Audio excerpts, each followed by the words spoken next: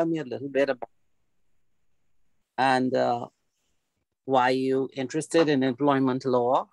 So I'm here for the second half of your employment law. My name is Christine Archer. I work at Higgs and Johnson. I've been a lecturer for BIS now for a very long time. And I teach employment law, company law, trust law, banking law. And I'm also a part of the ICA program for AML and GRC. So let's start around, go around. Let's see who first. Shavani. I pronounced that correctly? I think that's Siobhan Linden. Oh, Siobhan.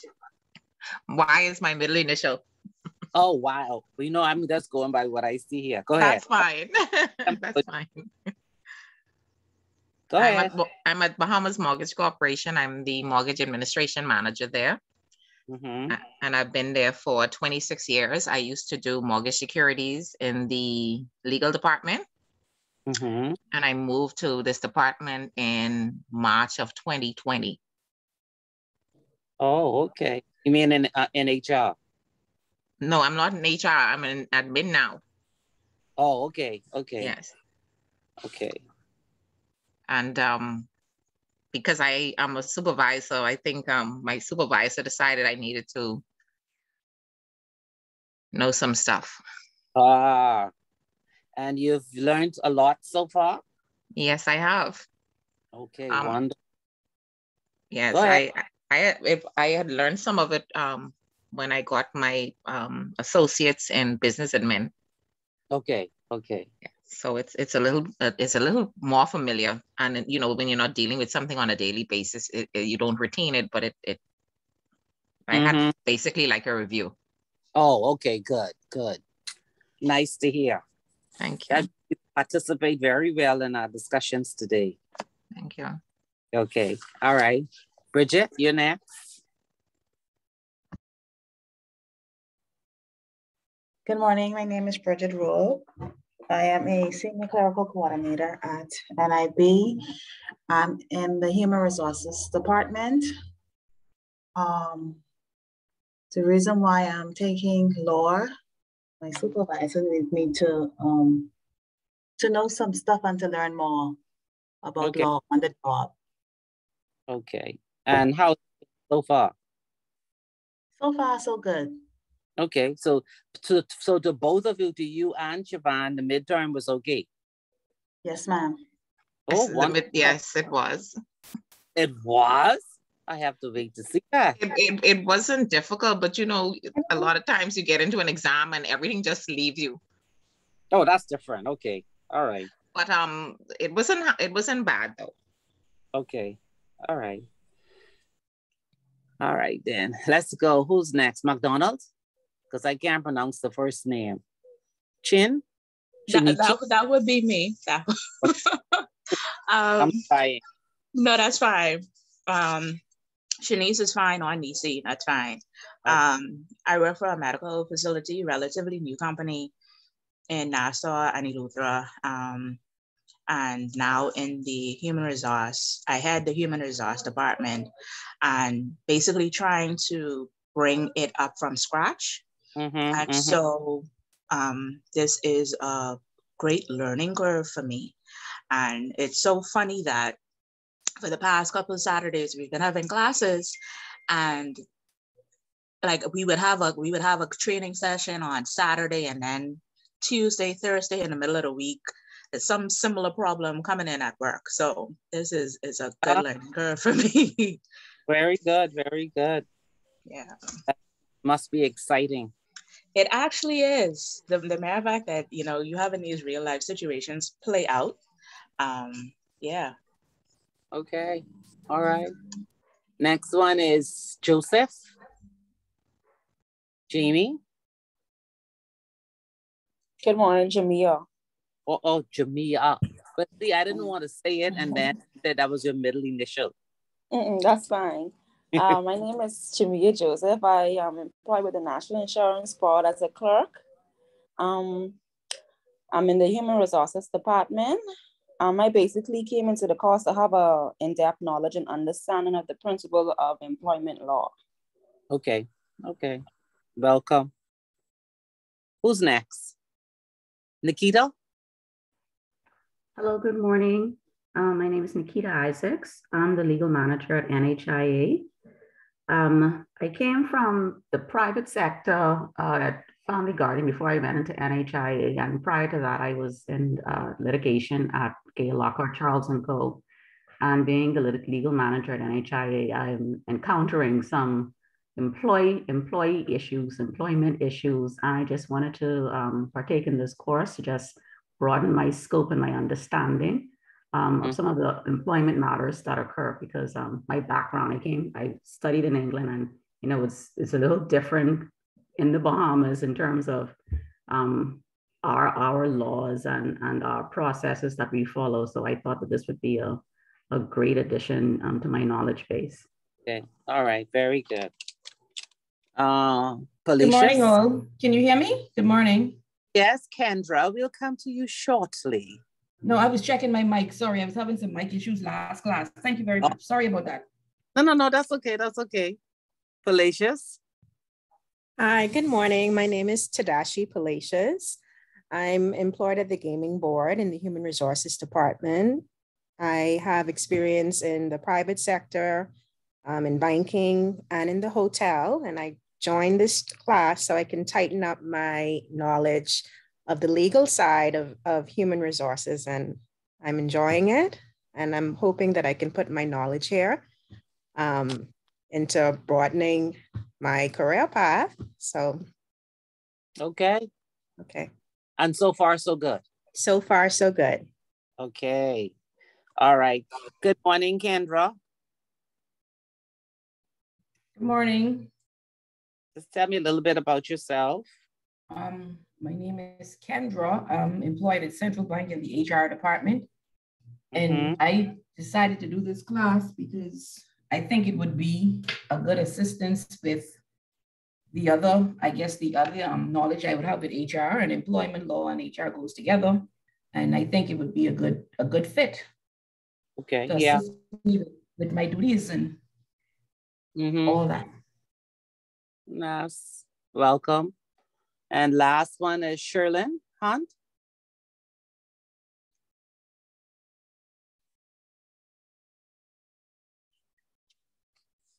Is she on? Good morning. Sorry, Yeah, I'm having little problems with my computer.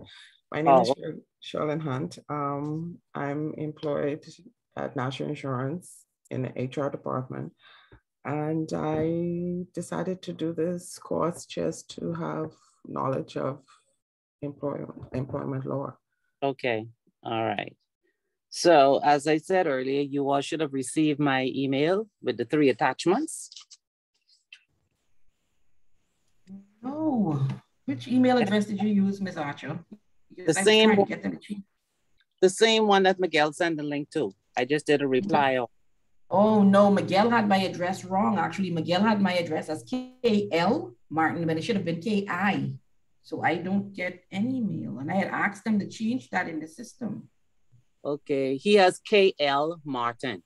Yeah, I'm not. I'm actually KI. That should have been I and not L. Okay, I can make a note here. Okay. And I asked them several times. As a matter of fact, I had even asked them to use my personal email address. What is that? KIDDEM, 2 at outlook.com. Okay, hold on to make sure I have it right. KIDDEM.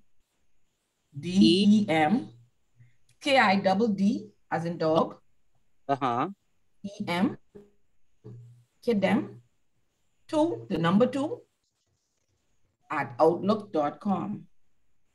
Okay, let's see if it works. Send it to.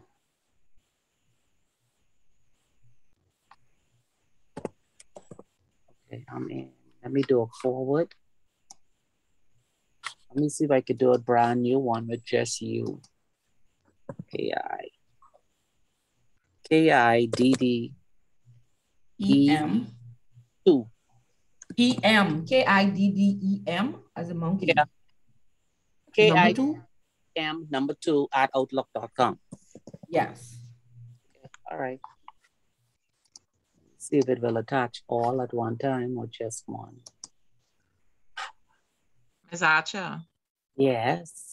I'm looking at the email and it has, I want to be sure I have the correct one. Is it 2 PDF attachments? Should be 3. Okay, I am looking at.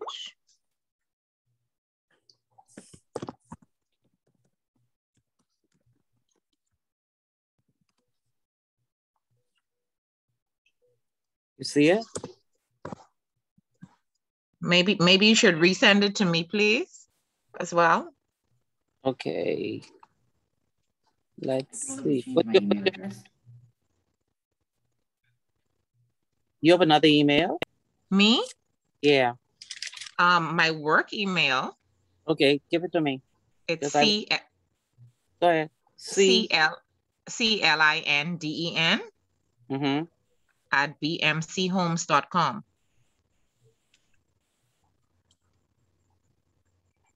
Okay, let me add you to this one and then you can tell me if you received it. Okay, let me bring that one up. Which one you missing? I see here, look like it begins with a T-E, Tavo or something? Yeah, Tavon, and what's the next one you have? Keva. Okay, so this one here you don't have. Hold on, CLINDEN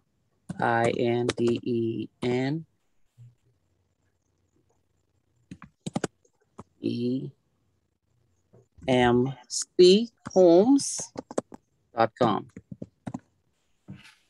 Okay, tell me if you receive it.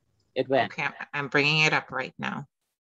Oh, I see why. I have some, your message could not be delivered. Oh. That was to you. Ah, okay. Yeah, I have a non-delivery for you. And someone named Farquharson. Okay, Mr. Farquharson, I think, is currently out of the class. He's on work assignment. Oh, okay. Okay, I got the email, but it's okay. Frederick Davis. I only got one. Yeah, no, I send them one at a time. It says it's too big. Okay. Okay, Frederick Davis, I got that. Okay, so I'm gonna send you the next 2.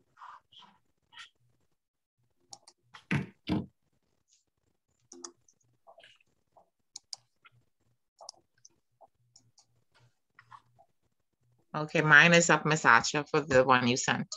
Okay, just sent the second.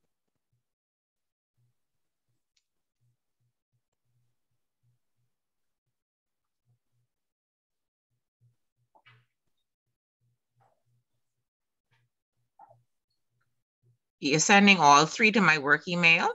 Yeah, same email. Okay, thank you. Okay. One came already. I'm just waiting for the others.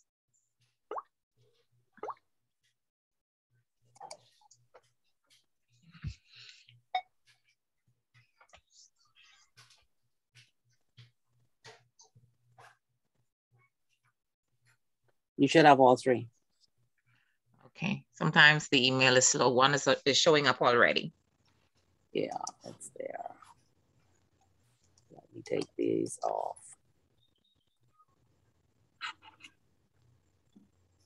So your mid exam was in what format? True and false. Short answers. True and false, short answers. Okay. So the final exam has no true and false, no fill in the blanks. What? It's gonna be harder. Yeah, it will all of it will be scenario questions. Okay. So, I have Tavon, Frederick, and I don't see you said you sent me 3, right? 3, yeah. You should have Frederick, Tavon, and Keva. Okay, Keva hasn't shown up yet. She's late. She's bigger. Okay. Okay, I got all 3. I got all 3, Ms. Archer. I got Frederick, Tavon, and Keva. Thank you. Okay.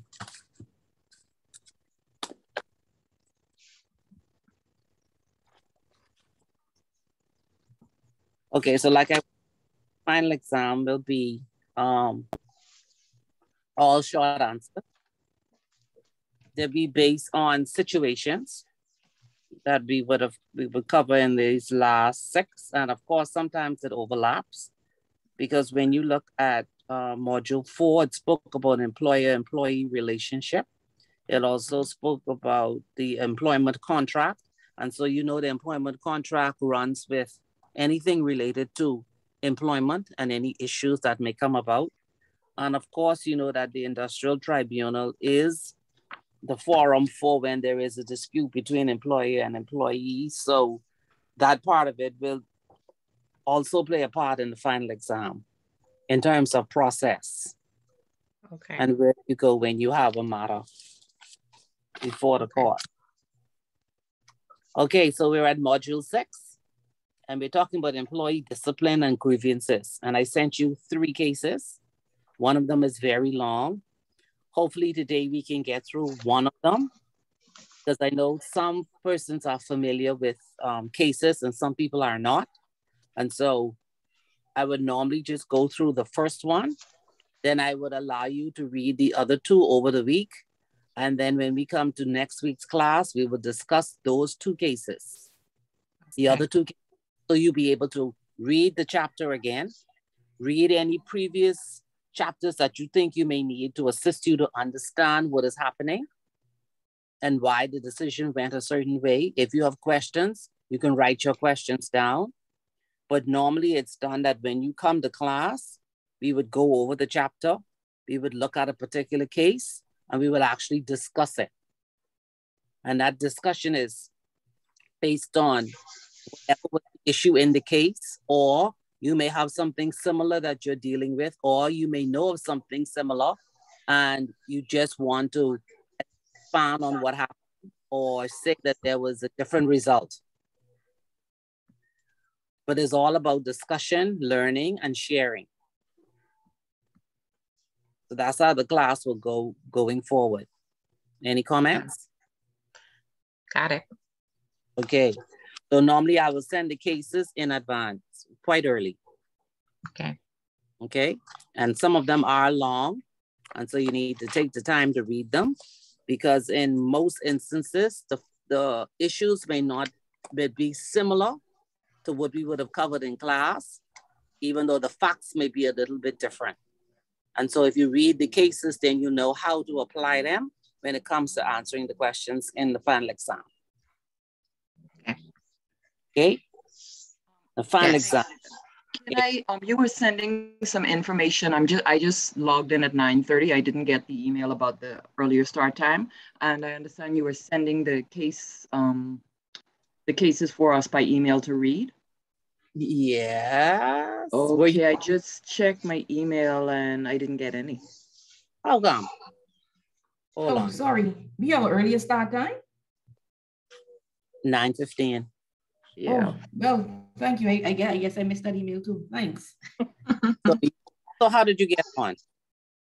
Pardon? How did you get on?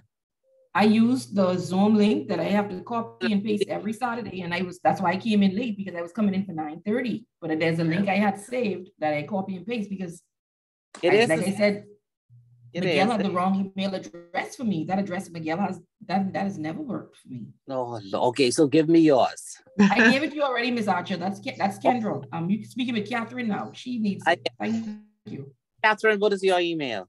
It's my first and last name at islandschool.org. No, I did not see that. Okay. Now let me use the last one. Let me see if I could do a forward. Okay.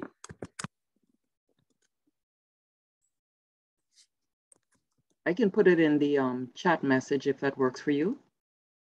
Oh no, I'm about to send the first one. Okay. Tell me if you receive it. You'll have Kevin Brown.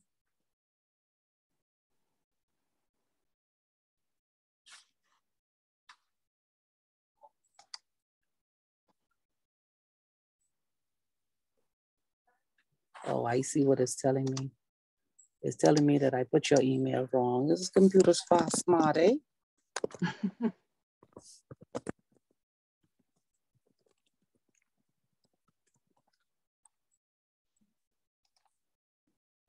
Says sending. Okay.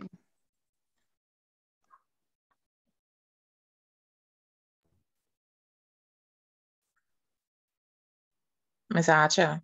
Yes. If you don't mind, you could send all of my emails to my work address because I'll be able to print if I need to. Yes, you will need to print. Yes, because it looked like we're going to have a lot of reading to do.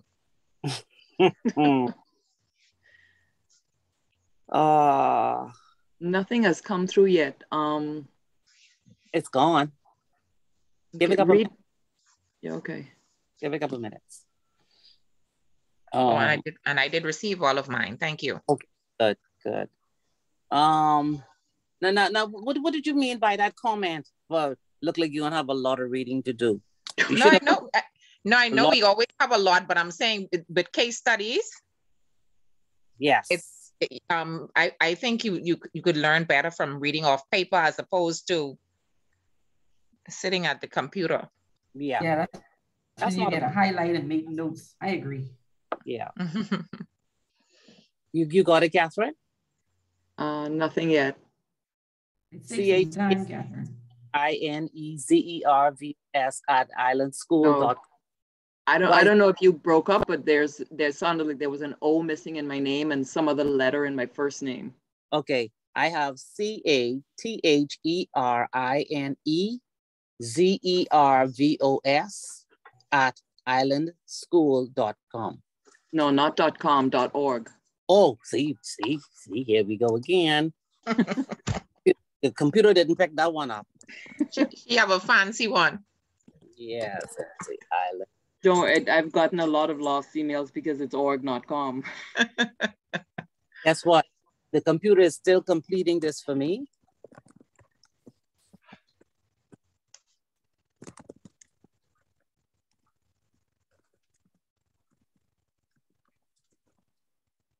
Okay, now cross all fingers and dot all I's and cross all T's. I'm hitting send. There's always growing pains at the beginning of class. Don't worry. Come on, internet. No, it's sending it. This is the longest. This one just need to breathe for a minute. Okay. Also, Ms. Archer. Yes. I see something here that speaks about a capstone on a paper. You're going to give us the information on that soon as well. A case study and the cap that's due in April. Yes. Is that the capstone information that we got in the first session of the course? Yes. What was that? Oh, Lord, that was an email from Ms. Dean, I think. No, see, that's what I'm saying. I wasn't getting those emails. Oh. Because they were sending to K.L. Martin, so I never knew what it was. I never got it, so I didn't even know something was sent. Oh, God. I guess I'll have to call and ask for it, or if someone could forward it to me, because... Just forward it to her. Yeah, everybody should have the capstone. Okay, yeah, everybody but me. Yeah, okay. Because I should have already, I would have already started researching things on that one. Yeah, you have to get started. Well, I'm just going to get it, hopefully, when someone sends it to me. They'll send it to you right now. Worry not, that your classmates. This kind of class ain't like the old school class where you get to sit down and see people and know them, you know. This kind of segregating. So No. At the end of this, you all should become one. Well, I mean, like the thing is, Ms. Archer, we met once. I think that's when we met to sit exams, and that was only three people I met. That would have been Lyndon, Palacious, and Fortune. Another lady came in, but she never said who her name was. I guess we didn't ask. So, but you'll meet an final exam. You'll meet again. I have to meet all of my classmates virtually because I'm in Eleuthera. Oh Lord, that even worse. But one may come to Nassau, so. Catherine. Yeah, hopefully I'll be in Nassau, I think early next month. Good morning, Ms. Archer. Yes. I sent a note in the group, Laura Stewart. I have a work assignment this morning, so I won't be able to be in class. I'm checking email. I don't see me getting it. I'm going to be online, but I won't be able to communicate. Okay, that's fine. Okay. So you will see me, but I won't be able to answer any questions. Good morning. Yes, good morning. I'm not sure. I'm checking my email. I'm not sure if I got it. lskstewart@gmail. You should have. I used the same one for that Miguel sent this morning. Okay, very well. Thank you so much. Have it.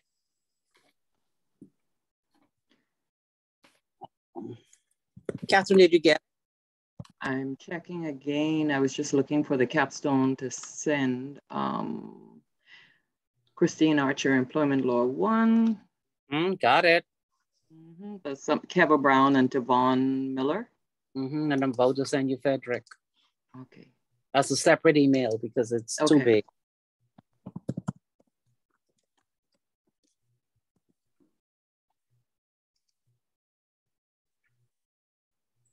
Okay, it's gone. Okay. Who was it who said they needed the capstone? Kendra. Who needed? Kendra, Palacia said she was going to send it to me. Okay. All right. Thank if you you. don't get it, let me know and I can send it to you. I just pulled it up in my archive. Okay, thank you. All right. Yeah, so you have the midterm, the capstone, and then there's the final.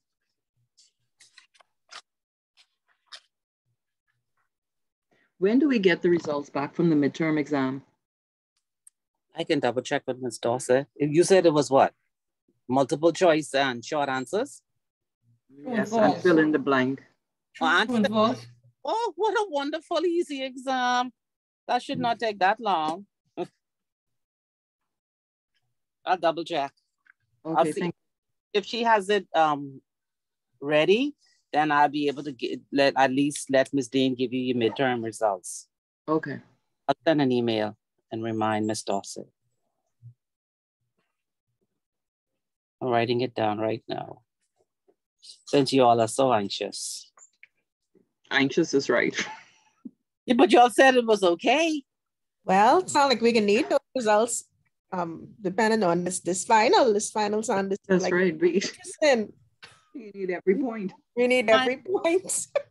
The final is really testing to see if you comprehend everything. That is the challenge. That is, yes, it is challenging. Felicia's, I got the email. Thank you. Okay, great. My goodness, did anyone even look at this? You see what my address is? KL Martin at centralbankbahamas.xom. What? Let me see. X instead of C. But even the KL, it should have been I. Miguel was on something. And that was the only one that didn't show up blue. So he should have known something was wrong. Oh, he didn't check. Because that's the only, that's the only thing that came up black. Anyway, and going forward, Ms. Archer, kindly use my proper address. You want the Outlook or you want the central bank address? So either one. Either one. I have access to both on my phone. So either one. Thank you. No, I mean in case you want to print the cases. Oh, I can print them from either one too. Okay. All right. Yeah, either one I can print them from because I'm still working in hybrid, so I'm still between home and work. Both. Okay. All right. So now we're all on one accord. Miss email, miss wrong email address. Everybody has their documents. Yeah. Still waiting for the second email to come through, but I'm being patient. Okay, let me know because then I'll just send it again. Okay. Please. Have you read the Employment Act so far? Some of it. I glance over it. Yeah, it's a glance. Don't glance. You have to read. You have to read it because there are certain sections you need to know for the final exam. Okay. And one of the sections or parts is related to module 6. So I need to get that printed too. Yeah. You get a hard copy of that. Mm-hmm. Well, if you're in HR, if you're doing anything related to staff, you need to have your Employment Act. That's your Bible. You walk around with that in your hand. As it should be, yes. Mm-hmm. As it should be, yes. So find out as we go through cases, you'll come to see how the law is actually interpreted when you read the cases. And then you'll also begin to see, even in your own organization, and things that may need clarified or things that need to be amended, because you begin to identify gaps. That's what I found over the last 5 weeks is where we're not in alignment and working to make those corrections. Yes, yes. So that's another good reason to actually attend a course, even though you say, I know it, I'm in it, but there's always room for improvement.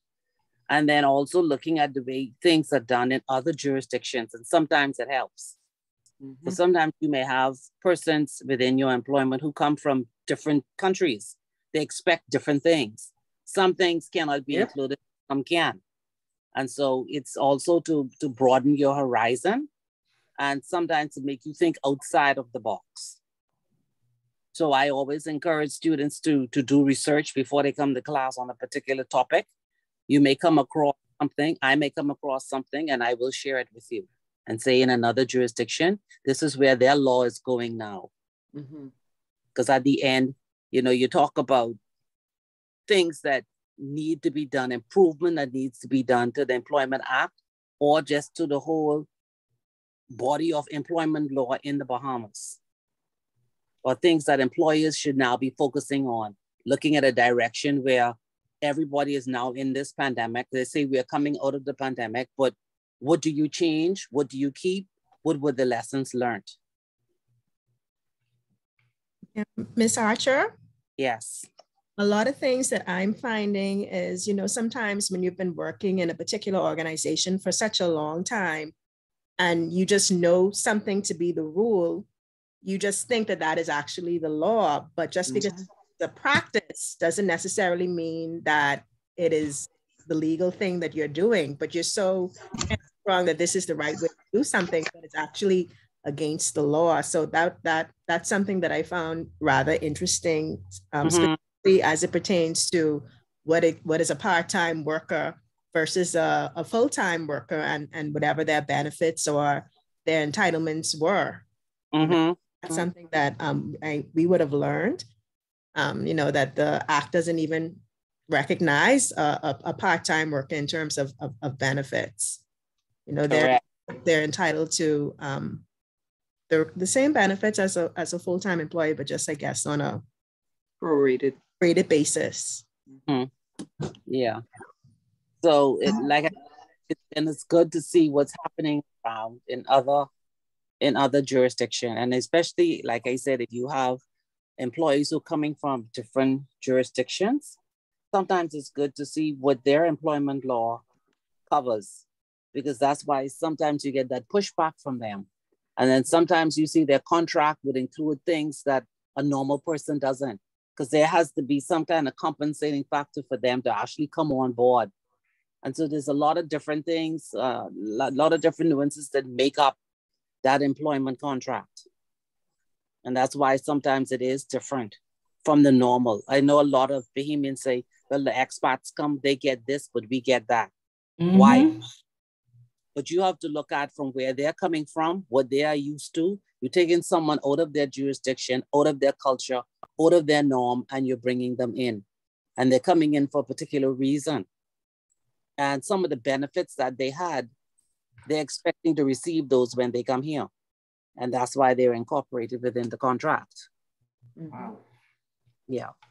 And I tell people that it's what you negotiate at the table when your contract is being discussed. You need to come to the table already armed with information on what is a deal breaker or a deal maker for you. And how far are you willing to go to get what you want?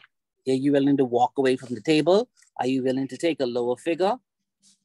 That's up to you. but a lot of people don't do their homework. They want to get the interview, and then when it comes to negotiation, they're not equipped. And then after they get employed, and they wonder, how come I don't have this and how come I don't have that, but you didn't negotiate it. Ms. Archer. Yeah. I had a real life situation. I'm just gonna ask a quick question. My nephew works at the airport, and he actually is a porter, and he was asked to clean the windows of a plane a few days ago. And he told his supervisor that he wasn't hired to do that. And so when it was brought to my attention, I asked him to look over his job description. And so his job description said he's to clean the inside of the plane. And when he told the supervisor that that was not his job, the supervisor fired him. Okay. And so I wanted to see what his job description said, because I know it says any other duties as assigned. And I was wondering, you know, since doing this class, I was like, okay, does he have a right to say that? Because it says any other duties as assigned, but it wouldn't be outside of your normal scope. So would that mean that the supervisor could ask him to clean the windows of the plane if his actual job was to clean the inside? Whose responsibility is it to clean the outside? No, that's not his responsibility. No, what I mean is, you know, a company has different functions outsourced. Is that outsourced? No, it's not outsourced. Other employees do that. Other employees. Right. But his job description says clean inside. Right. Okay, the other employees, are they on the same pay scale as him? I have no idea. It makes a difference because it could fall under any other duties. That's what I was thinking too. Now, I haven't looked at his job description. I only asked what it said. Now, if it has any other duties as assigned, then of course it could fall within that scope. That's why I was asking, because I haven't looked at it, because I wanted to see based on learning in this class. Oh my God, it's just so exciting and educational. I just want to know if he has a case for the industrial tribunal. So I want to see the actual job description itself before I say anything, because that's why I asked, because I would think if you are cleaning inside and it has any other duties as assigned, then that would be in the scope. It's not outside of the scope. Right. I think you have to take into account as well that does cleaning the outside the windows require special equipment or training? Like I'm thinking safety issues. But if they have somebody on the job already who does that, he may have been busy. Then that means the equipment would be available, but would, like you say, would he be capable or have the ability or the capacity to do the same thing? Right. So I haven't seen, and I haven't really spoken to him. I just got one or two little tidbits, and that's why I was asking, so that when I go now to look at this job description, I could have a better understanding to see if he would either be wasting his time or actually doing something sensible as a result of this. Yeah. But you learn in the same module 6 is that whenever there is a grievance, did he follow the procedure? He had an issue. He asked him to do something that, as far as he was concerned, was not in his job description. Right. So did he take it further? Who did he go to seek redress? Okay, he hasn't done it yet. That's why I'm asking these questions. That's because I'm wondering if he has a redress. You see what I'm saying? He should. Even though it might be within the scope of any other duties as Yeah, but he needs clarification. So before he goes to the tribunal, he needs to find out whether this was within what he should have done or not. That's what I'm saying. So when I go to look at his job description, then I could further advise. That's why I was asking these questions. Right. Yeah. And I think what would be good to find too is a job description for the outside window cleaner to see how they align, if they do. Okay. Exactly. Okay. See how interesting this is? Yes. Just FYI, Ms. Archer, the second email hasn't come through yet. If it's a big one, it might, let's at the end of class, if it still hasn't come through, we can resend. Okay. Yeah, that one is big. That one is, I think, 40 something pages. Oh my Jesus. God. I don't have the prayer meeting. I don't determine the size. I think it's 40, let me see. Don't worry, inside it is a lot of duplication. What they did is they copied some of the supporting documents and then they inserted it within it. So it's 47 pages. Okay. It's easy read though. It's not fine print. I think I'll leave that one for you to read the next class. But anyhow, let's talk about employee discipline and grievances. And I'll fall right in line with what you're dealing with your brother. So grievance procedure is defined as an internal dispute resolution procedure. And it's really designed for when there is an employee who is aggrieved. And it's related to some work matter. So, and hidden here, just like in your brother, it's just one of it can be working conditions. What's the risk of me going out there and cleaning that window? Right. Like I said, what special tools do I need to clean that window? What if I don't clean this window properly and something happens? How do I get up there to clean that window? Do I need some solution? Do I have access to that solution to clean the outside? Inside and outside is two different things. So we're talking about the plan. Right. Have other persons who work in the same capacity as I do, have they been requested before to clean outside? Or is it that there's a special level or special skill set that's needed to do outside? So all of those kind of questions would come up if you follow a grievance procedure as to whether or not really was supposed to do that. Was that within his job description? Okay. So an effective grievance procedure would outline the stages for addressing or dealing with and resolving any work-related disputes within the company. And it's from the initial reporting of the issue to outside to conciliation if it is necessary. So you'll notice even when you read the cases, they sometimes speak about you actually following, why didn't you follow the internal procedure before you went outside? So both union and non-union employees of an organization, they enjoy the benefits of having a grievance procedure. Although the existence and operation of that procedure may be a formal component of an industrial agreement when there is a union involved. The grievance procedure should be in writing. It should clearly communicate to employees to whom a grievance may be made and for what reasons. The time limits for the completion of each stage of the grievance process, and no industrial action is required to be taken by the aggrieved employee until the entire grievance procedure has been exhausted. So what happened when his supervisor fired him? HR just allowed him to go without putting in a grievance? Now, I think, at the airport, a lot of these small aircrafts, they have private owners. So I don't know if it might have been the owner. Like I said, I haven't had the full story, and now it's the weekend. So now I would be able to get the full story. So I'll be able to give you a little bit more information by next class. Okay.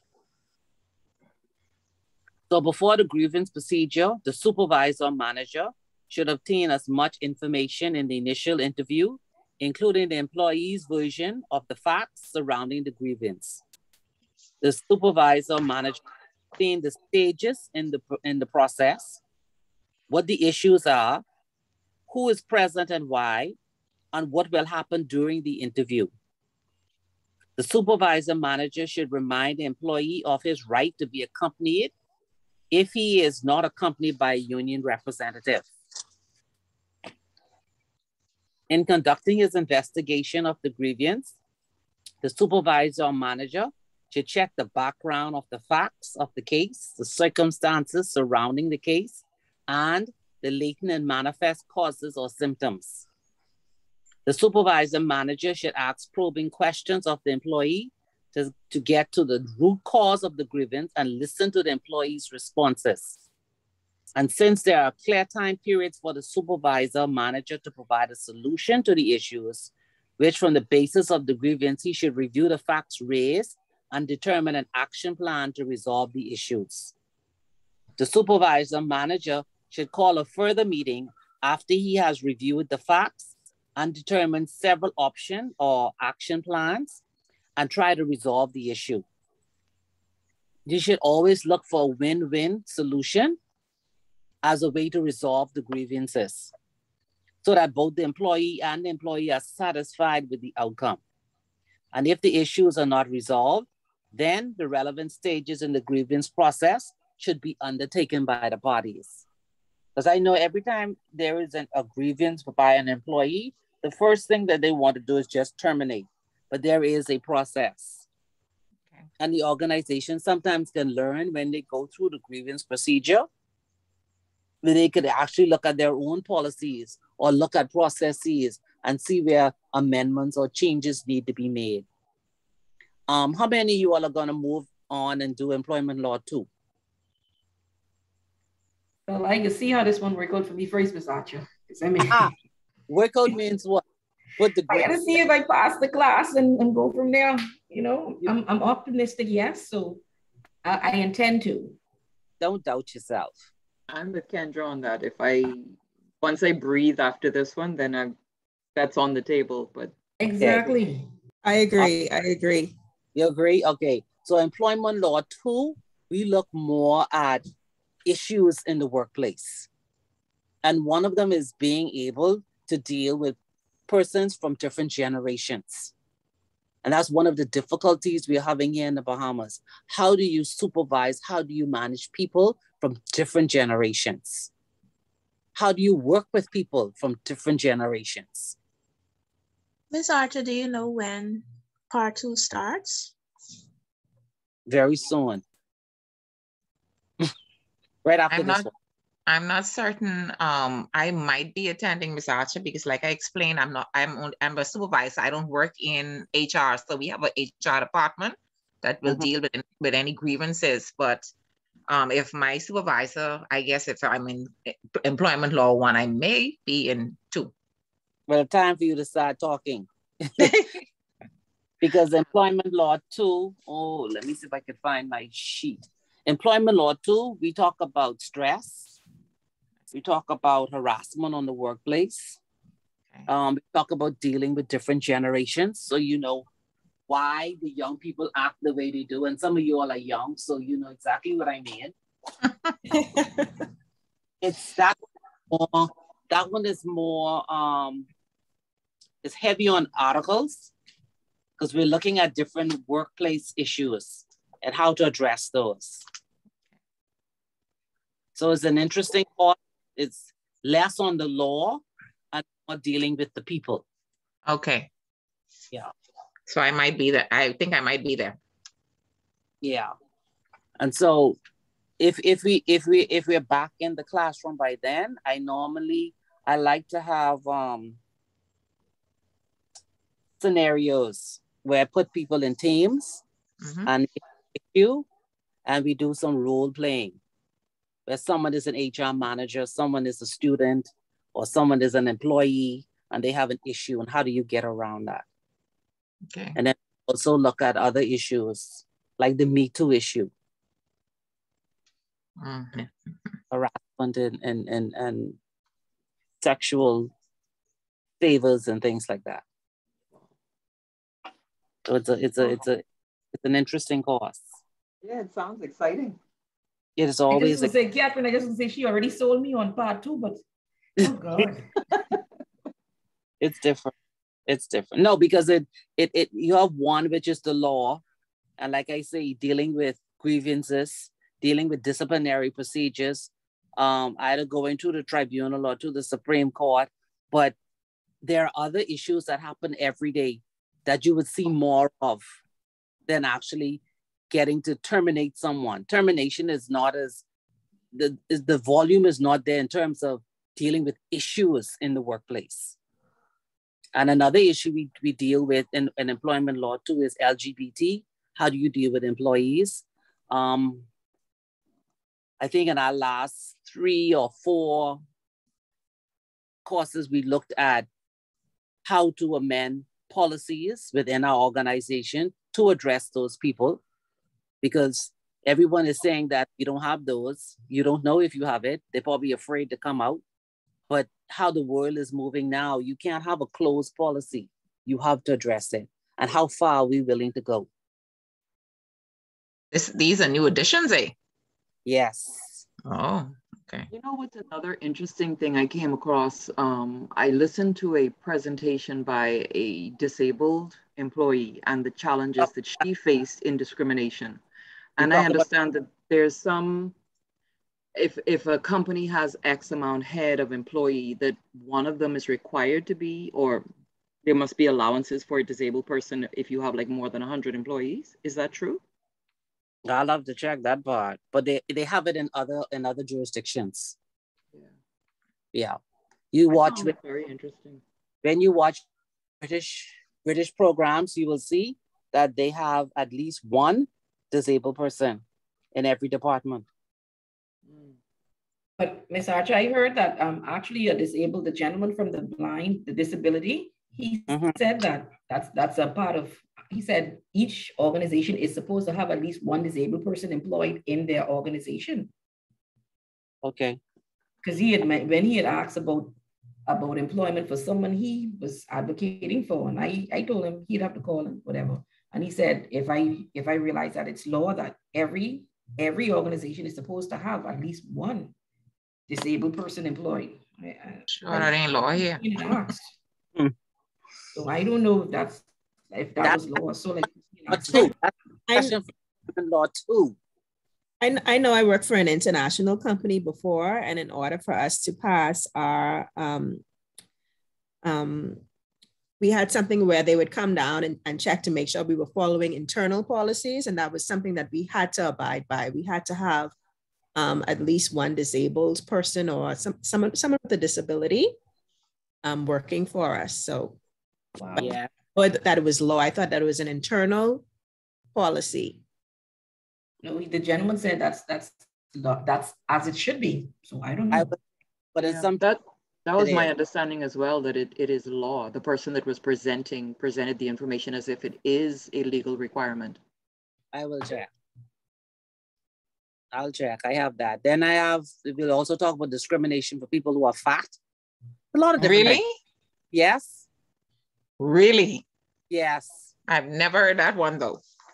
You can't discriminate against fat people. Why would you do that? I'm serious. I've never heard that. Yes. And I know a lot of fat people who are very productive in businesses here in Nassau. So thank you. That is correct. And some people take from the interview.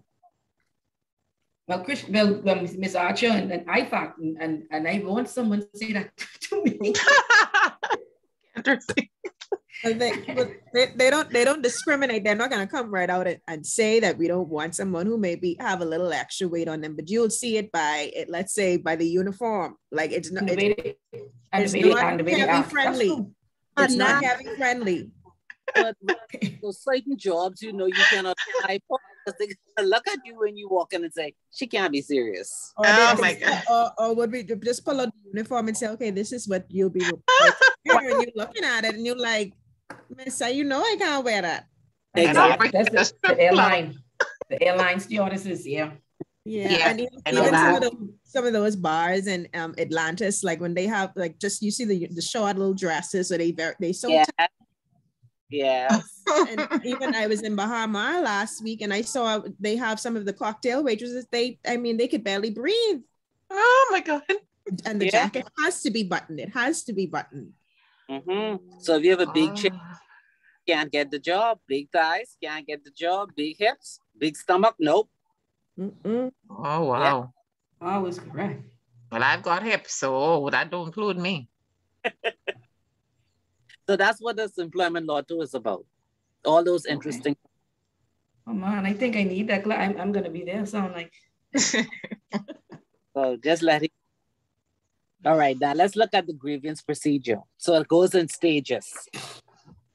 So stage 1, the employee raises all the grievances and the queries to their immediate supervisor.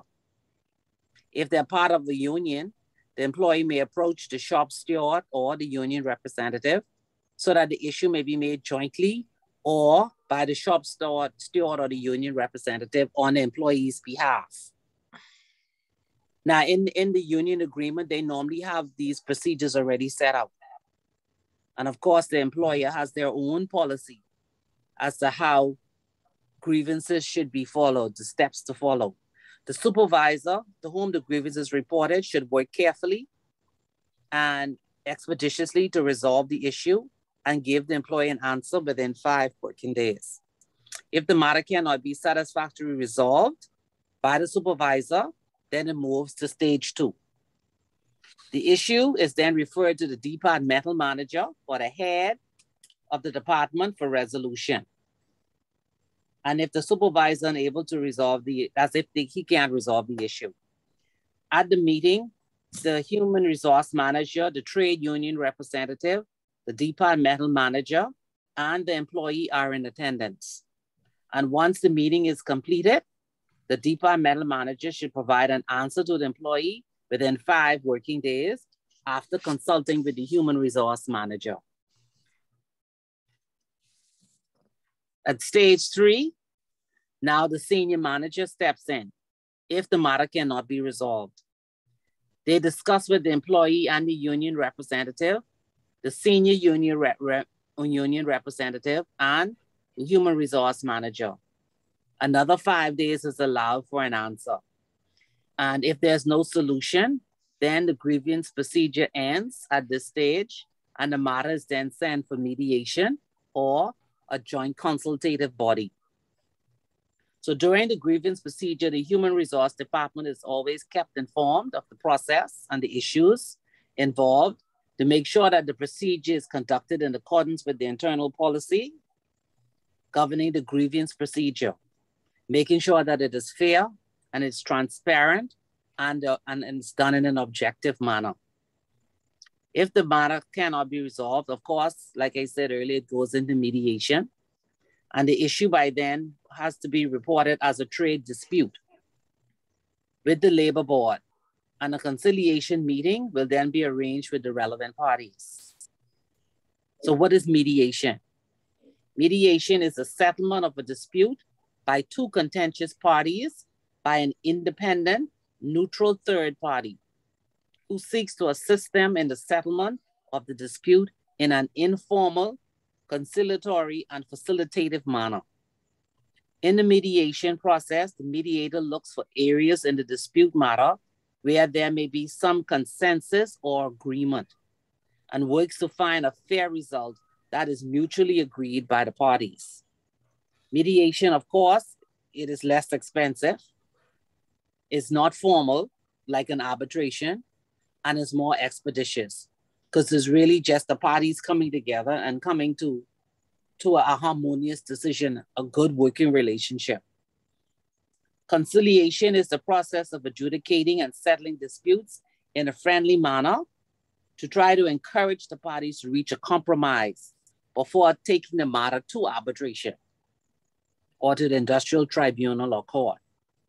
The conciliation meeting is designed to allow the parties to communicate the issues and grievances in an environment of informality, friendly discussion, and mutuality. So that's the grievance procedures. For those who are in HR, you do have a grievance procedure laid out in your HR manual, correct? That's correct. I have a question, Ms. Archer. Stage 2, with stage 2, when I see it speaks a lot about the HR manager. What if the grievance is against that person? Who then replaces that person? That would be either the CEO, their supervisor, or the head of operations. Okay, so we'll then go directly to stage 3 then. Yeah. If it includes, if it involves the HR manager for stage 2, it goes to stage 3. Okay. And it depends on the size of the HR department, because of the HR department, if the CEO or the deputy CEO or the chief operation officer view someone in HR who is more independent minded, they may ask them to sit in. Oh, okay. Mm-hmm.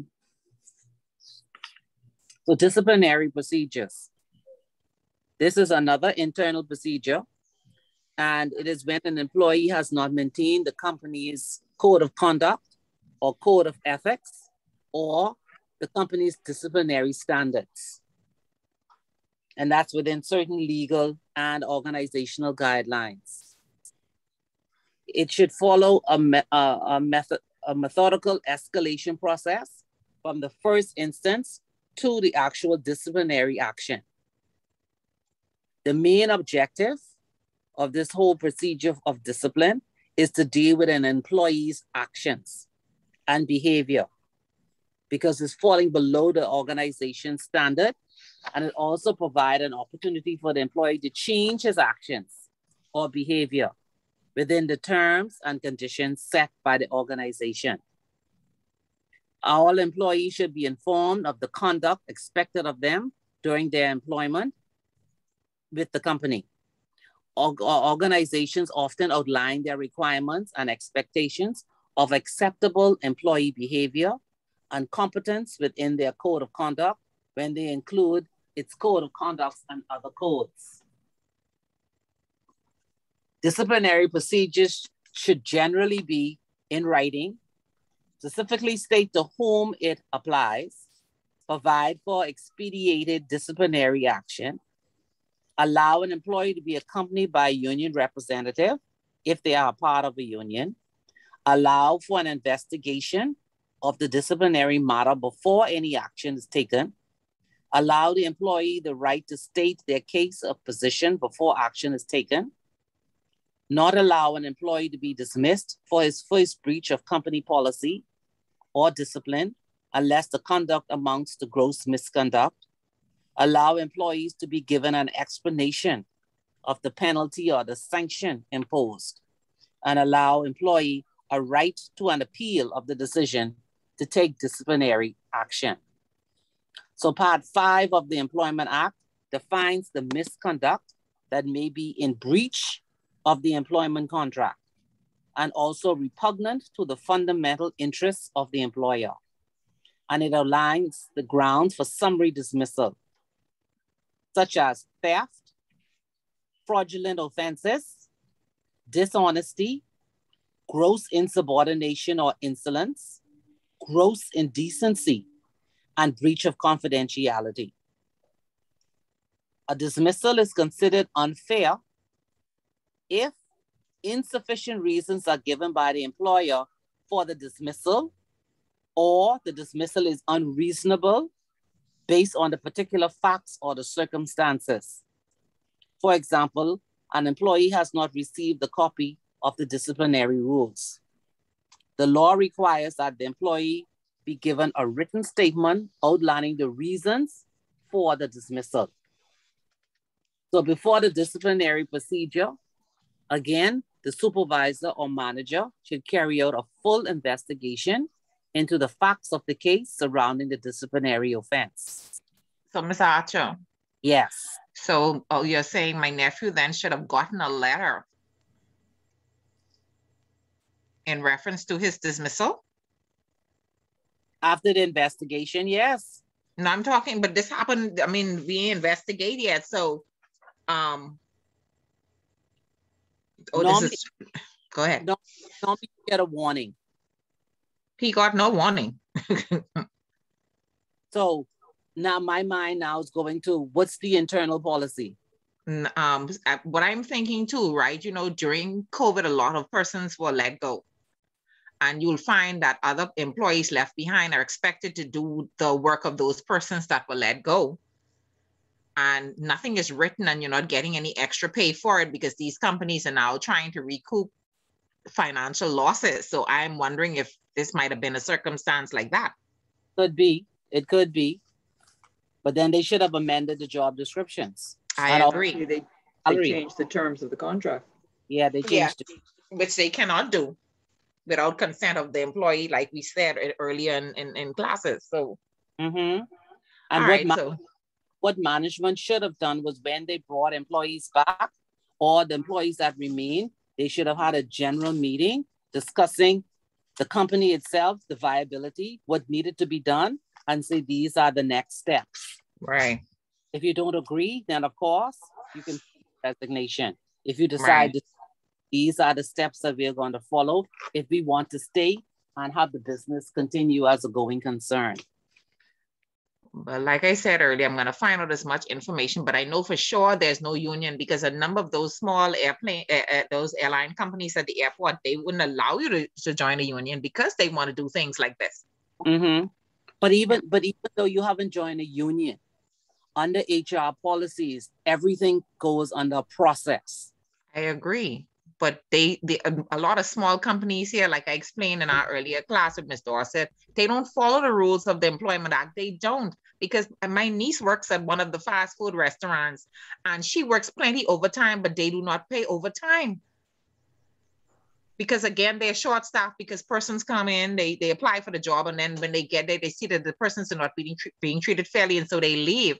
Now she wants to hold on to this little job because she's getting ready to go into nursing school. So, you know, she will have a couple dollars and everything. But a lot of these fast food places, that's what they do. They pay, you work long hours, but they do not pay you overtime. And I'm convinced that the government is aware of this. Well, if the employees don't bring it to light, then that was just going to happen. The government, you see, the thing about it is like on the talk show yesterday where they're talking about the Ukraine crisis and the price of gas going up is already at $5 and something cents. So say $6. They're saying make it go to 10, go to 12, go anywhere. Depends on how long the war is and what they're trying to control. And someone called in and said, oh, well, the government need to tell people to buy a bicycle. We don't need the government to tell. We as the people don't know how to come together. But it's not only that, Ms. Archer, you find that a lot of things that don't even affect us, the prices go up because the prices in the stores was going up long before we had the shortage and I mean the trucking situation and the shipping situation. Yeah. All of these, we get these things going on before. The price of gas was at $5.19 before the Ukraine war. Mm-hmm.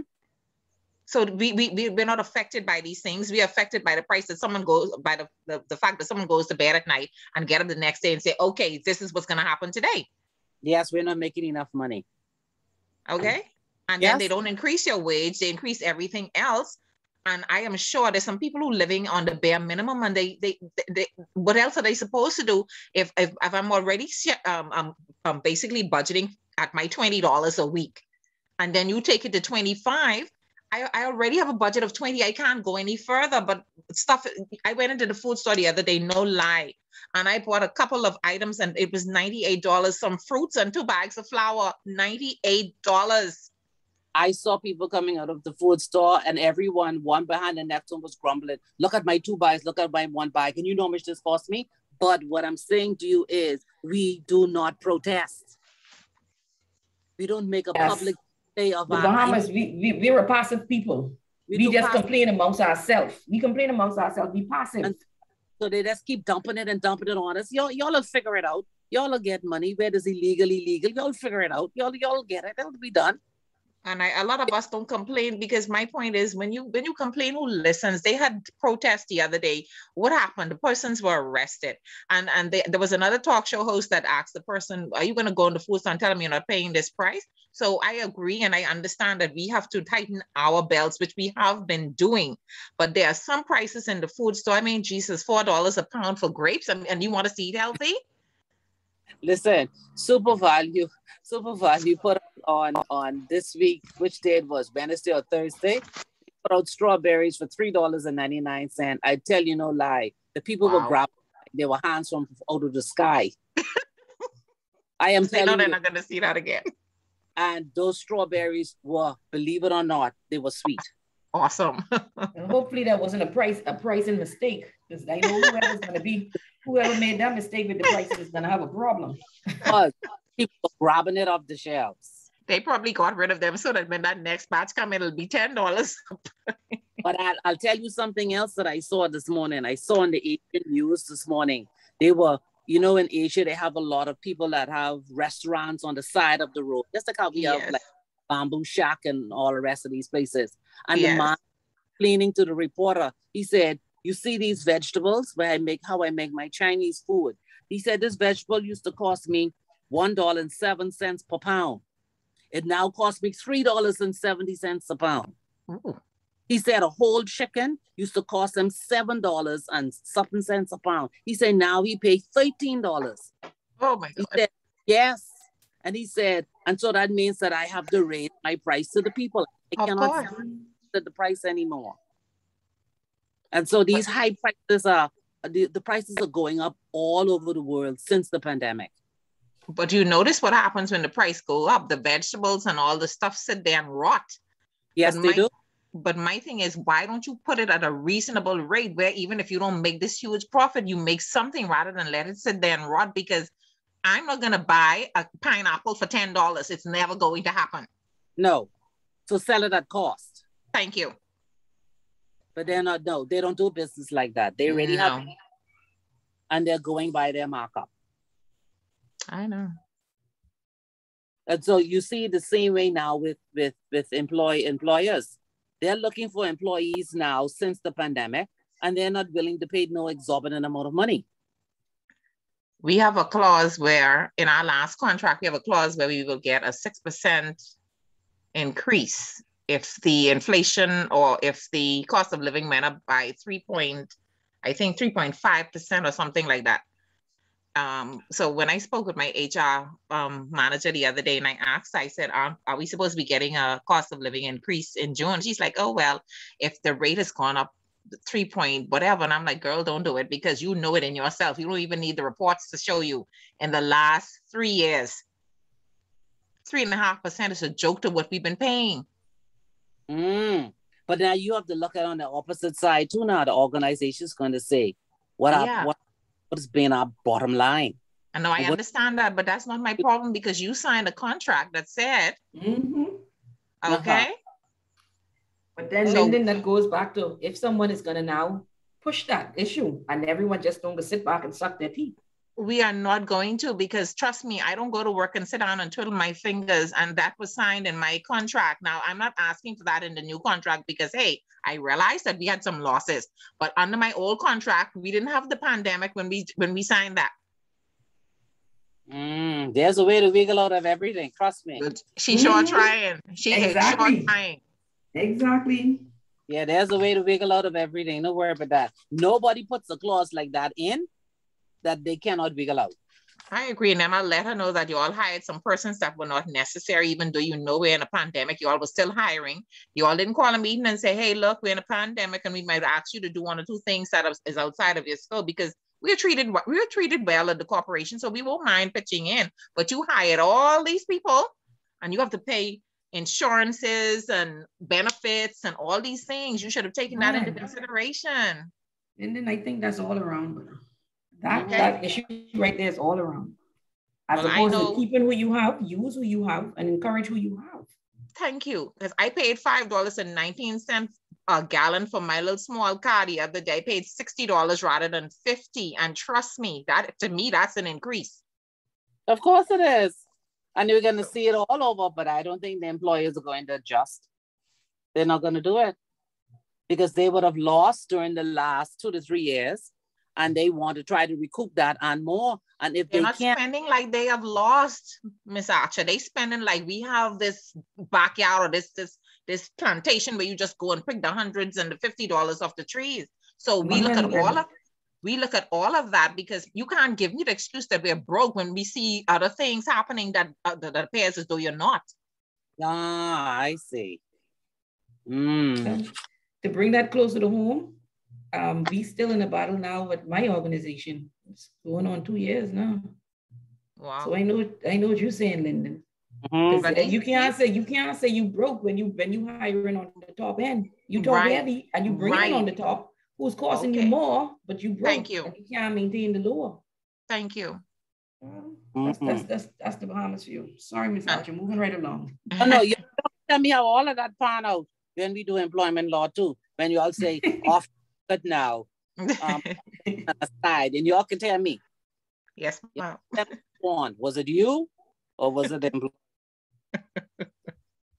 I'm letting you know.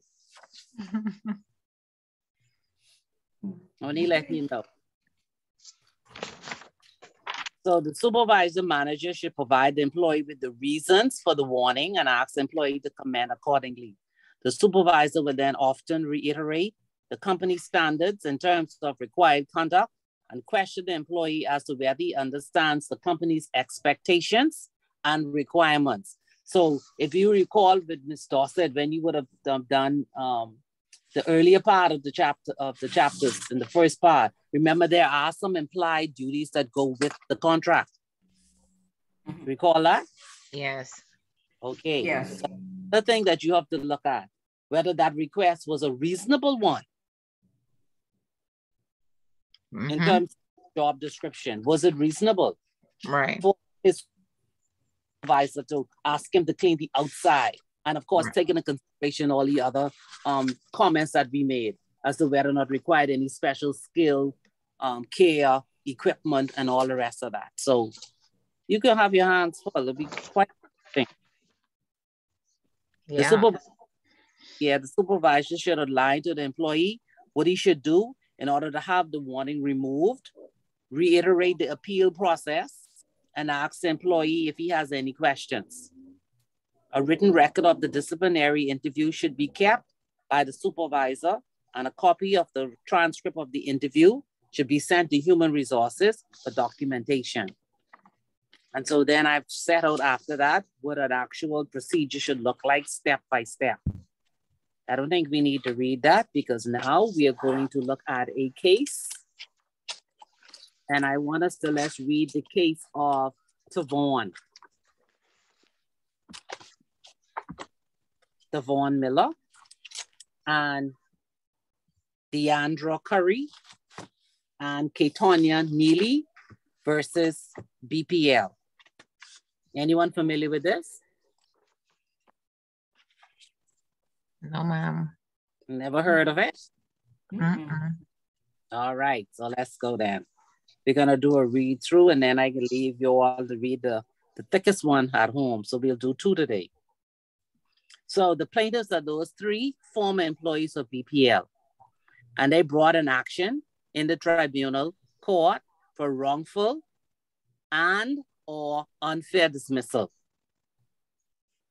And it arose from a breach in the industrial agreement with BPL.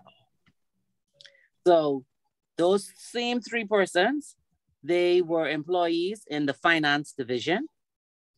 Tavon was a filing and records clerk. Deandra was a finance assistant, and Katonia was an accounts payable clerk. So in May 2017, BPL came to understand that it had become the object of a fraudulent scheme which began within BPL. The scheme involved the presentation of fraudulent invoices and payment of those invoices being made to both existing and fictional contractors of BPL. It resulted in the loss of some $1.9 million for BPL. You see why you bill high? Having been a fraudulent scheme, BPL commenced investigations into several of his employees, including the 3 plaintiffs. So during the months of May through August 2017, the plaintiffs were each informed in writing by BPL that they were being investigated for gross misconduct and were individually subject to several suspensions from work. During their suspensions, the plaintiffs were interviewed by BPL's human resources personnel and ultimately terminated in writing on the 16th of August, 2017. The letter of termination of Tavon, which was similar as for the other 2 persons, read as follows. We refer to our letter dated August 13th, 2017, in which you were further suspended pending completion of the forensic audit and investigation rendering the vendor fraud. We advise that at the conclusion of this investigation, the company has determined that you have committed major breaches, including gross misconduct and dishonesty. Further, based on the findings of the investigation, the company has a reasonable and honest suspicion and belief that you were complicit in committing a fraud against the company, resulting in substantial financial losses. We consider your actions to be repugnant to the fundamental interests of this company, and therefore accordance with clause 16.121A of the BEC/BEWU Industrial Agreement and section 33 of the Employment Act, you are hereby summarily dismissed effective immediately without notice or payment in lieu of notice. You are required to immediately return all property of the company, inclusive of uniforms, ID, tools, and or equipment to the Human Resources and Training Division. Signed, blah, blah, blah. So upon termination of the employment, the plaintiffs commenced this action in their statement of claim filed on May 16, 2018, and they seek the following. So this is Tavon now. Tavon said was at all material times he was employed as a filing clerk. He said his duties included stamping invoices, logging checks, taking the checks to the executive signature, and filing away paperwork. That in a letter dated May 16, 2017, the first plaintiff was informed by the defendant, that's Tavon, he was informed by BPL, that they were presently conducting an investigation involving gross misconduct. And therefore, Tavon was suspended with half pay for 5 working days pending the investigation. In a letter dated May 23, 2017, Tavon was informed by BPL that he was being further suspended with half pay for 20 working days. In a letter dated June 2017, Tavon was informed by BPL that he was being further suspended with full pay for 30 working days. Then in a letter dated August 3, 2017, Tavon was informed by BPL that he was being further suspended with full pay for 7 working days and that he was to report to the Human Resources Department on August the 16th. During this suspension period, Tavon was interviewed by employees of BPL where he was questioned about his job description, external checks, and a renting slip. During his suspension, Tavon was interviewed 3 times by BPL employees. On August the 16th, Tavon was summarily dismissed without notice of pay in lieu of notice by BPL for committing major breaches, including misconduct and dishonesty. Tavon's employment rights were breached by BPL when BPL suspended Tavon for the above stated amount of days, which was in breach of the industrial agreement and between the union and BPL. That Tavon was never given an opportunity to be heard or respond to any allegations made against him by BPL as mandated in the industrial agreement. That Tavon was never given an opportunity for BPL to appeal the suspension or termination as set out in the industrial agreement. Tavon was never told the allegations against him, nor was he given any opportunity to answer the allegations. So as a result, he's saying these are his losses. His notice, the failure to pay him $4,130. He failed to pay, they failed to pay contributions for group medical and life insurance that to be assessed. And then he goes on all these things that BPL owes him. Devonia made her claim following the same suit because her letters were similar to Tavon's. And she laid out her notices of her claims, and so did Katonia. So now turn to paragraph 6. At the trial, the plaintiffs relied on their filed witness statements. BPL relied on the evidence of Chiquita Johnson, that was the former HR manager, and Chantel Williams, that was the finance officer, and which were contained in their witness statements. All witnesses were subject to cross-examination on their evidence. So what were the issues? 1, whether BPL breached the industrial agreement when it suspended the plaintiffs. 2, whether the plaintiffs were informed of the allegations against them and afforded an opportunity to respond. 3, whether the plaintiffs were given the opportunity to be heard or respond to any allegations against them as per the industrial agreement. 4, whether the plaintiffs were given the opportunity to appeal their suspension or termination as per the industrial agreement. And 5, whether they were wrongfully and or unfairly dismissed by BP. So let's go down now to paragraph 9. The evidence shows that the supplemental agreements were executed in June 2017 between BPL and the union. BPL says that the supplemental agreement expressly confirmed the procedural fairness of the investigation involving the 3 plaintiffs.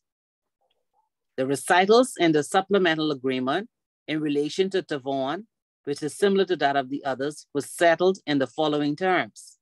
Whereas Tavon was suspended on May 16th in accordance with clause 16.11 of the agreement for a period of 5 working days, and further suspended on the 23rd of May in accordance with clause 16.12 for a period of 20 working days, and all parties recognizing that the aforementioned suspensions were lawful and in accordance with the agreement. The supplemental agreement was signed by each of the plaintiffs, along with Astrid Bodie, the secretary of the union, Antonio Dean, the chief shop steward, the union, and Shakita Johnson, the manager of compensation and benefits, as well as Renee Ramming from employee relations. BPL submits that the union agreed in the supplemental agreement that there was no breach of the industrial agreement. As such, they maintain that the suspensions were lawful in accordance with the industrial agreement. The plaintiffs submit that they were not informed that BPL suspected them of any wrongdoing. This, they say, is a breach of natural justice and fairness. Further, their ability to respond or appeal any decision by BPL was impeded because they were never directly accused of any misconduct. So what do you think the misconduct was? Stealing? Of course. And if this had been today, they would have been charged with money laundering. Yes, because of the checks. Mm-hmm. So now let me see if I can get to the good part. See if I can get it.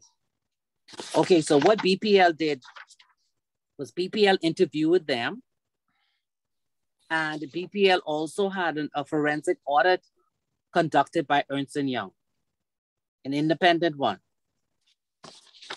Let me show you where paragraph 19. BPL's primary defense is that it was of the honest and reasonable belief, based on the evidence it derived from its extensive investigation, that the plaintiffs were involved in the fraudulent scheme which caused loss to BPL. As such, they say the decisions to summarily dismiss the plaintiffs were justified. Johnson, who was no longer employed with BPL at the time the matter came to trial, gave evidence that the plaintiffs were interviewed and received letters of suspension with their union representatives present. Also, that the allegations of fraudulent activity on the plaintiff's part was put before them during the interviews.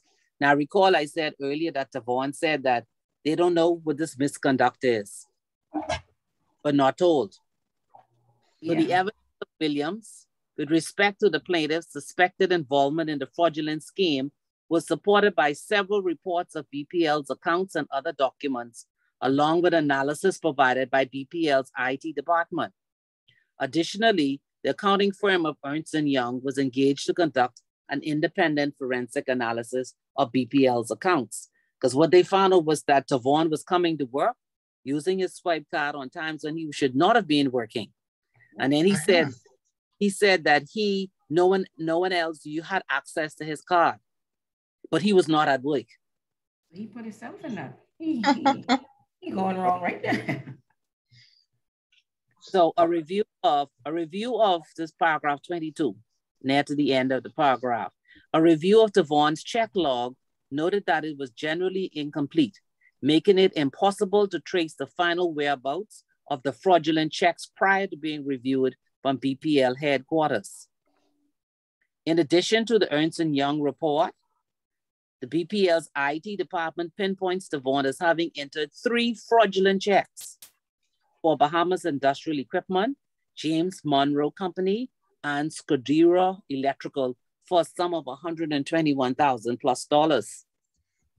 BPL says that its monitoring of Tavon's employee key card during its investigation showed him on the company's grounds when he was not scheduled to work. And on the day, one of the 3 checks in question was deposited to a bank. There was no indication that anyone other than Tavon ever used his card. The evidence in favor of Tavon being a part of the fraudulent scheme, including Johnson's evidence that 6 fraudulent checks were found in his work desk. Tavon denied any knowledge of the checks. Counsel for BPL submits that Tavon perpetrated the fraudulent scheme on the company, and at the very least, he knew and intentionally orchestrated the diversion of the checks with the aim of defrauding the company. With regard to Deandra, BPL submits that the investigation shows that she was responsible for entering fraudulent invoices. Williams' evidence was that 25 or 44 of what were discovered to be fictitious invoices totaling $1,459.57 were entered by Deandra. Girl. They brave boy. Deandra's oral evidence was that she did not consider anything suspicious about her singularly having inputted 25 of the checks, as it was her job to process checks. The evidence showed that Deandra entered and co-signed the check register for some of the fraudulent checks. She had co-signing the check register with the fraudulent checks listed, but says she was unaware that the checks were fraudulent. What? BPL says that in addition to Williams's evidence that 25 or 44 of what were discovered to be fake invoices, totaling the 1.4 million, were entered by Deandra based on the audit. The audit report also cited that Deandra inputted 6 of 13 fictitious vendors in the BPL's account system, which checks were issued to. She was also responsible for performing a first-level review and signing off on 5 checks, which totaled $111,734. On 10th of May, 2017, Deandra was also found to have fraudulent checks in her desk drawer, 6 in total, which had already been cleared by the bank. She claimed that she was not aware of the checks being found in her desk during her interview. BPL contended that during her interview, Deandra became agitated and left early without completing the interview. Paragraph 30. With reference to Katonia, BPL says that she was responsible for reviewing, signing off, and stamping fraudulent checks, the Bahamas Heavy Machinery and Trucking, for $23,000. Katonia admitted to being shown the check on the 27th of June, 2017, with the accompanying invoice and being advised that they were fraudulent. BPL further says that Katonia admitted to having a non-work relationship with Reno Bethel, who the Royal Bahamas Police Force determined was a primary suspect in the fraudulent scheme. She told the court in her evidence that she had a side business selling jewelry, amongst other things, and Bethel was one of her customers. BPL says that Katonia was not forthcoming about her relationship with Bethel. Part of what led them to this conclusion is that Katonia could not or would not produce messages between herself and Bethel when asked to do so. Katonia says that her mobile phone ran out of space and the messages were deleted. So BPL relies on the leading case of Princess Hotel versus Bahamas Catering and Allied Workers Union to assert that the basis for which any decision by the court should be made is the reasonable belief that the acts in question were committed by the employees. Paragraph 18 of the judgment says as follows, quote, "In my view, even apart from the judicial pronouncements to which reference has been made above, the words just cause means reasonable cause in the context of the section. The dismissal must be upon reasonable grounds based on facts known to the employer at the time of the dismissal, which would create a reasonable belief in the employer's mind that misappropriation of the employer's funds by the employee was being or had been committed, and the employer did so honestly believe." Then they also relied on the case of the Island Hotel Company Limited versus Shakira Isaac Sawyer. And in that case, the dicta of Longley, J.A., he reminds the court that proof of guilt is not the law, and therefore an employer need not prove the guilt of the employee to any standard before effecting a summary dismissal. Quote, "The question therefore is not proof of guilt of misconduct, although if that can be established, it would justify summary dismissal. The burden, however, is not that high. All that employer has to show is that it had an honest belief based on reasonable grounds that the employee had committed the misconduct in question. Once that is established, it matters not whether the employee had in fact committed or was guilty of the misconduct alleged." So the judge now saying, based on the Ernst & Young forensic investigation alone, BPL is saying that that test that was established in those two cases was duly satisfied. Now, those three employees, they're relying on the case of Sean Miller and BPL. And in Sean Miller, in that case, the plaintiff was a manager with BPL. And at the time, the fraudulent scheme, which is the subject of the plaintiff's dismissal, was discovered. And upon considering the facts and the law, the court found that Sean Miller had been both wrongfully and unfairly dismissed. The pith of the finding was that the investigation by BPL into Sean Miller's involvement in the fraudulent scheme was woefully lacking.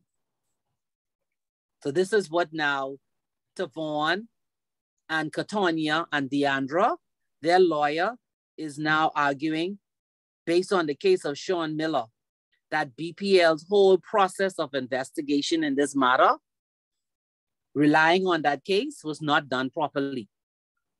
While on the other hand, BPL is saying that when it comes to guilt, the burden of proof is not that high.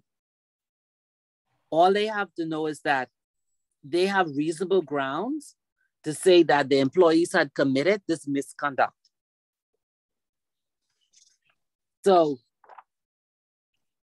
it then turns now to the law itself. So you had the case law, and just to see the same way that we're reading this case, this is the same way you're going to answer your questions in the exam. You're going to say issue.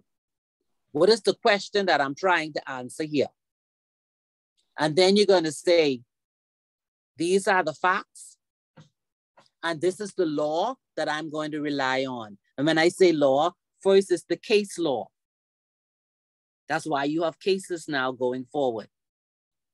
And after you've gone through your case law, then you're going to go to the actual Employment Act. So the summary dismissal of an employee is governed by the provision of sections 31 through 33 of the Employment Act. And it's actually stated in here exactly as it is in the act and how it is written in your notes. Now, because this one is a union, you then have to go to the industrial agreement. An industrial agreement sets out summary dismissal and it gives you the clause. So that's paragraph 37. Everyone following me, right? Mm-hmm. Yes? Right. Yes. Yeah. Now, don't forget Yes. now, after class, you're going to sit down and read this again and digest it. I'm giving you plenty of work, eh? Yes. Okay. Learning process, though. Yeah, you can get it. So section 37 is an extraction of the clause in the industrial agreement that speaks to discipline. And it says the corporation may summarily dismiss from its service or suspend without pay any employee who commits a major breach of discipline. The said suspension without pay would not affect the continuity of employment and other entitlements of the employee concerned, paid for as provided at clause 38. And that was the Christmas bonus. And then it just went through all of the different misconduct, theft of the corporation's or employees' property, removal without permission of the corporation or the employee's property, drunkenness, drinking, selling alcoholic beverages on the job, fighting or other physical acts of physical violence, malicious damage or willful neglect of duty, resulting in damage, negligence or carelessness in the performance of duty, absence from work without authorized leave for a period of 5 consecutive working days, possession or use of narcotics, alteration or falsification of any official records, unauthorized use of the corporation properties, misconduct, unauthorized reconnection or connection of electricity supply. I think they checked that one good. Solicitation or acceptance of bribe, dishonesty, and confidentiality. So, why didn't Yes, Archer, can I pause you? Yeah, go ahead. So what I'm reading and listening to you is that we really need to know the law. And would we have access to the employment law book to make references properly for your exam? Or we need to know these during the exam, we'll have access to it? No. What? What? You can't even remember? Right, and it's only one. to remember what section this and this only one? Right. Oh, yeah, I hear your cries. What we can do is this. And don't lean on this now, because I know students like crutches. When on our last class, when I do the review for the final exam, that means I will narrow it down for you to tell you what the topics are for the final exam. You'll give us like a cheat sheet. Yeah, but it ain't gonna be that long. Man, I used to say, hold on, man, let me hear what she offering. Because we can negotiate, eh? This open for negotiation. At that point in time, which is what, 5 to 6 weeks from now, if you still feel that you need a crutch, I will provide those sections, but I don't think you will. Thanks for the vote of confidence. Miss Archer, then I still negotiate now. But even the best lawyers, aren't they referring to the law when they're from? I mean, they're not reciting. They have all of their books. You see them when they walk in the courtroom. They're referring to all these laws. They be flipping pages and looking back. You also told us to make sure keep our employment handbook and everything close to us while we're to work. I mean, this is similar. Hold on now. When the lawyer walk in and carrying all these books, and when you do work with your manual and your law, you deal with so many different issues. I will narrow down your issues to maybe 6 or 7 areas. Thank you. And will be duplicated. So that's a start. So the first thing is that you already see for this area, for this chapter here, for 6. You know it's on sections 31 to 33. Okay. For those who are in HR, they already know the general actions that qualify as misconduct, gross misconduct. They know that. Those are typical. Okay, we could treat this as the first instance court, and we could take it. We can keep every week. We can narrow it down to the magistrate supreme, and we could take this to the privy council. Okay. Till we get you where we need you. on the I do the review, you all just have to say to me, as a reminder, we had discussed earlier, and we still feel we need section this or section that. And then I would have the office provide those sections and attach it to the exam. But I don't think you'll. Okay. That's all right. Thank you. I made a note just now. I made a note just now with the date too.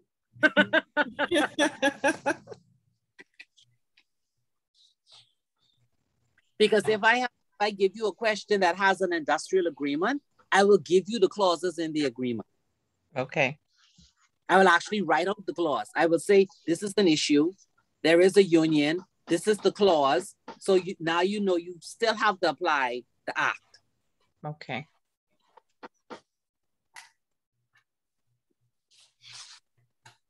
So we be okay now? Stop getting all frightened. You have plenty weeks.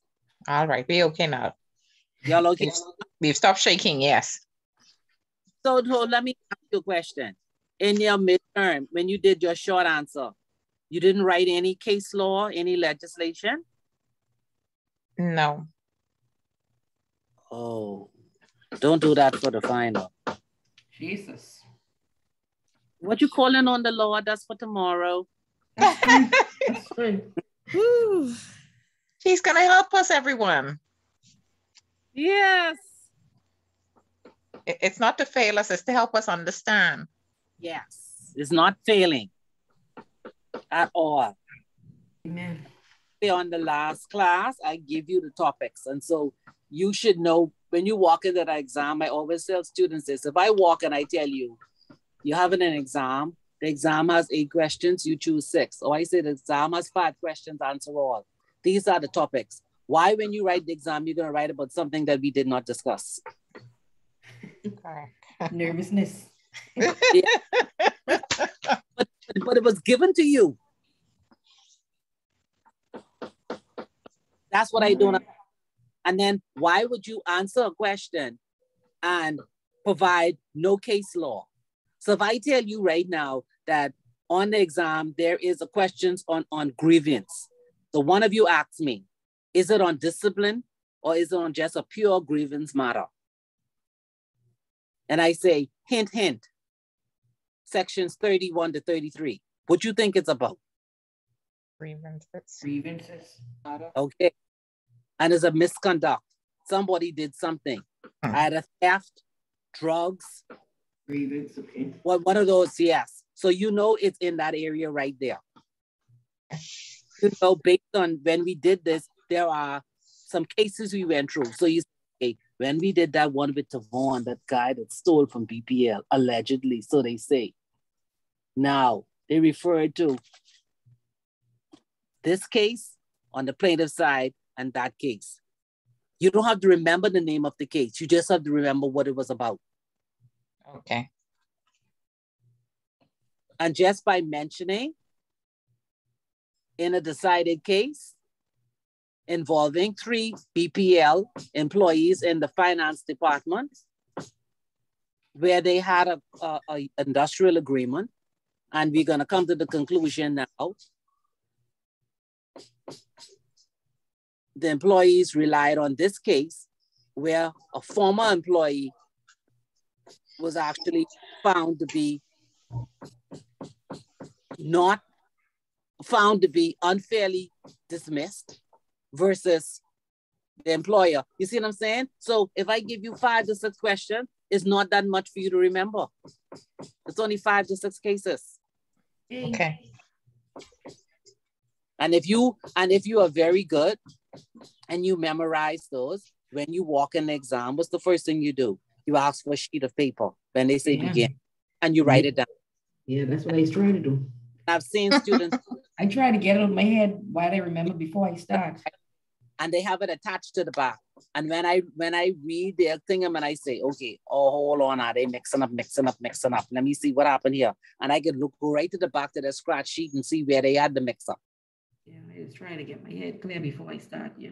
Exactly. And I'll say, okay, they were writing from experience. Jesus. I could see the difference in the handwriting. I could see when you running out of time and you're trying to go fast. I could see that too. So I never leave a question unanswered. So don't need to panic. Y'all just tell me y'all did wonderful at midterm. Don't worry about it. It's a heavy certification. Well, you can't come out and say you did employment law 1 and can't deal with matters. You got to know where to go, what to do.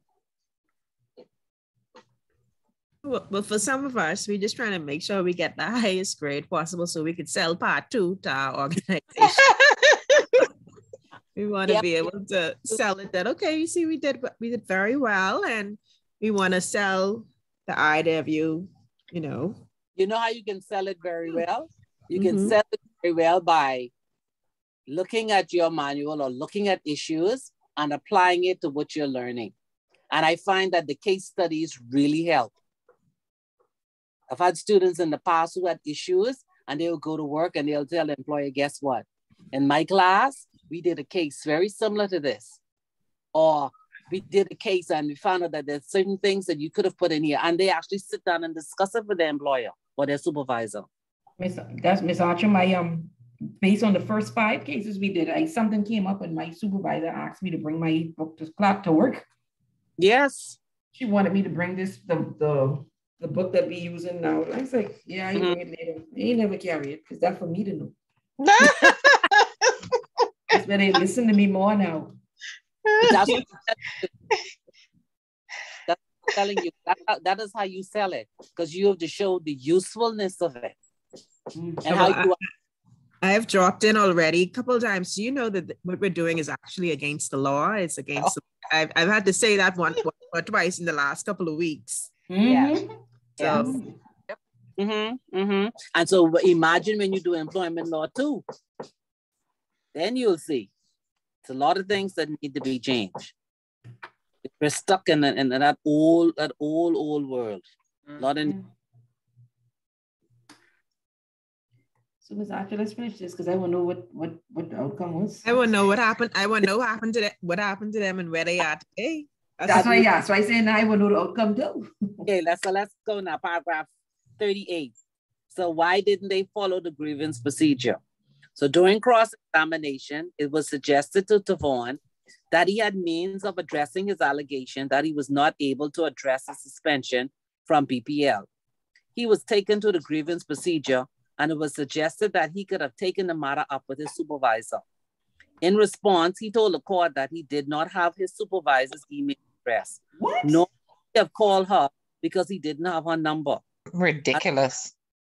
As he had no access to the premises during his suspension, writing a letter also not an option, he says. While he admitted being aware that the union were the collective bargaining agents, he says he made no attempts to speak with his union representative, but left the union to do their job. He also says he did not remember being interviewed by Ernst & Young. Concerning the allegations levied by BPL, that his key card was scanned on occasions when he was not scheduled to work, he says he did not loan his key card to any other employee. Overall, I did not assess Tavon's response as credible. That's the judge. Me neither. That was total rubbish. So because my subordinates have my email, they have my cell, I have them in WhatsApp and all. But even so, they could reach someone who could reach someone who could reach you. Hello? He could have stayed right outside BPL and waited for them. And waited. No excuse. Ignorance is no excuse. No. So let's go. Paragraph 39.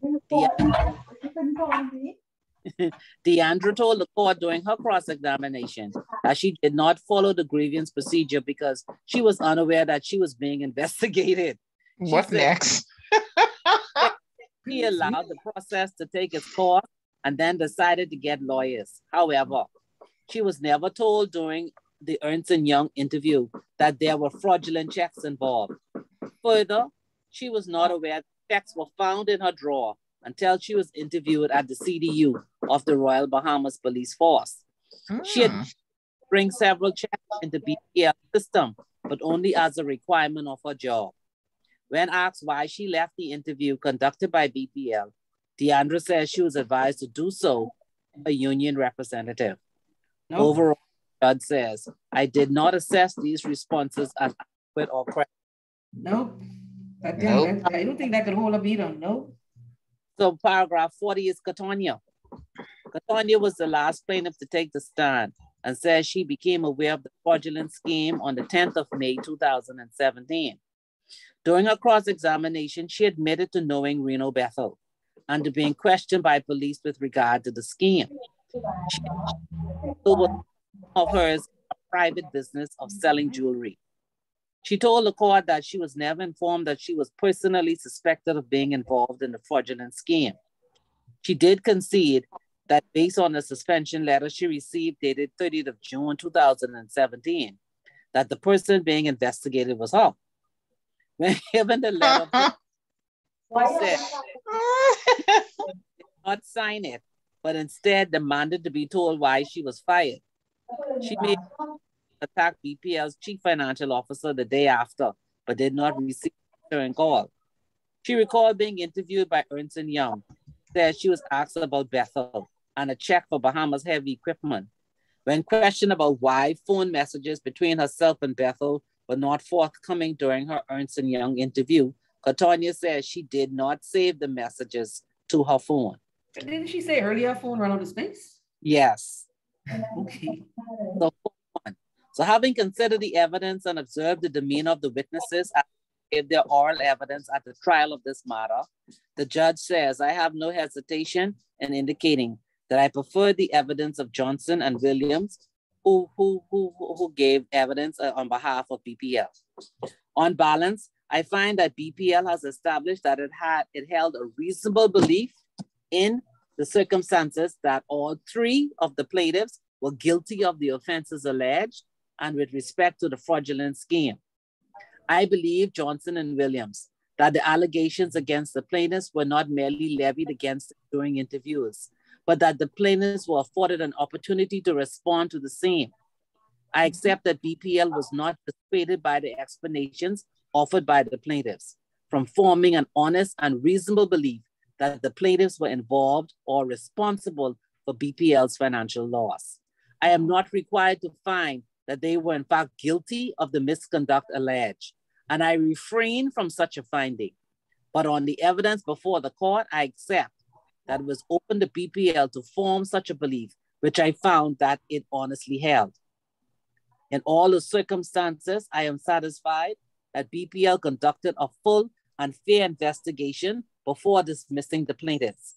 Their dismissals followed on the reasonable and honest belief that the plaintiffs in the circumstances were involved in a fraudulent scheme which defrauded BPL of a significant amount of money.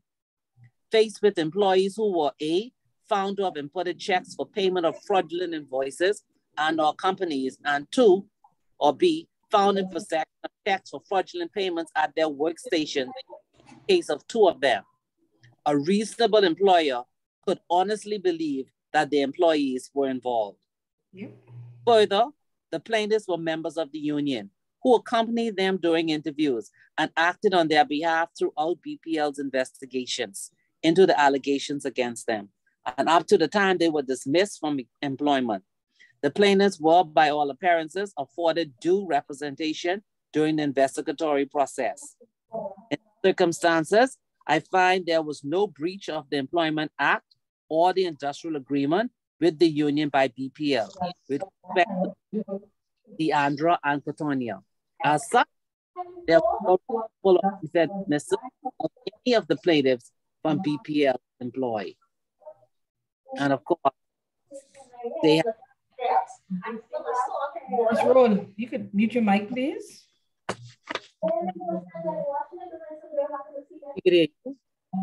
I'm not certain. I was trying to figure out if Ms. Rowan could mute the mic, please.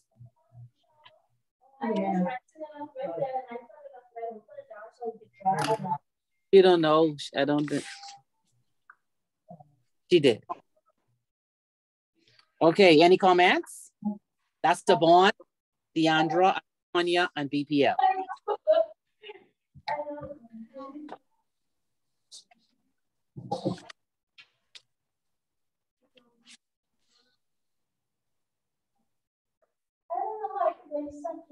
You see the notes on page 96 through 97. This case spoke about how they went through all of the process in the grievance, in the disciplinary procedure. Ms. Archer, I have a question. What I don't understand is, I guess this is the, I don't know, the criminal side of it. What if they would have defrauded the company for over $1 million? And this criminal side, you know. Sorry? No, this is the company. They went to court to say that they were wrongfully dismissed. I know. I'm saying I know this isn't the criminal side of things, but I mean, why would they poke the bear, knowing if they had committed these breaches, they broke the law?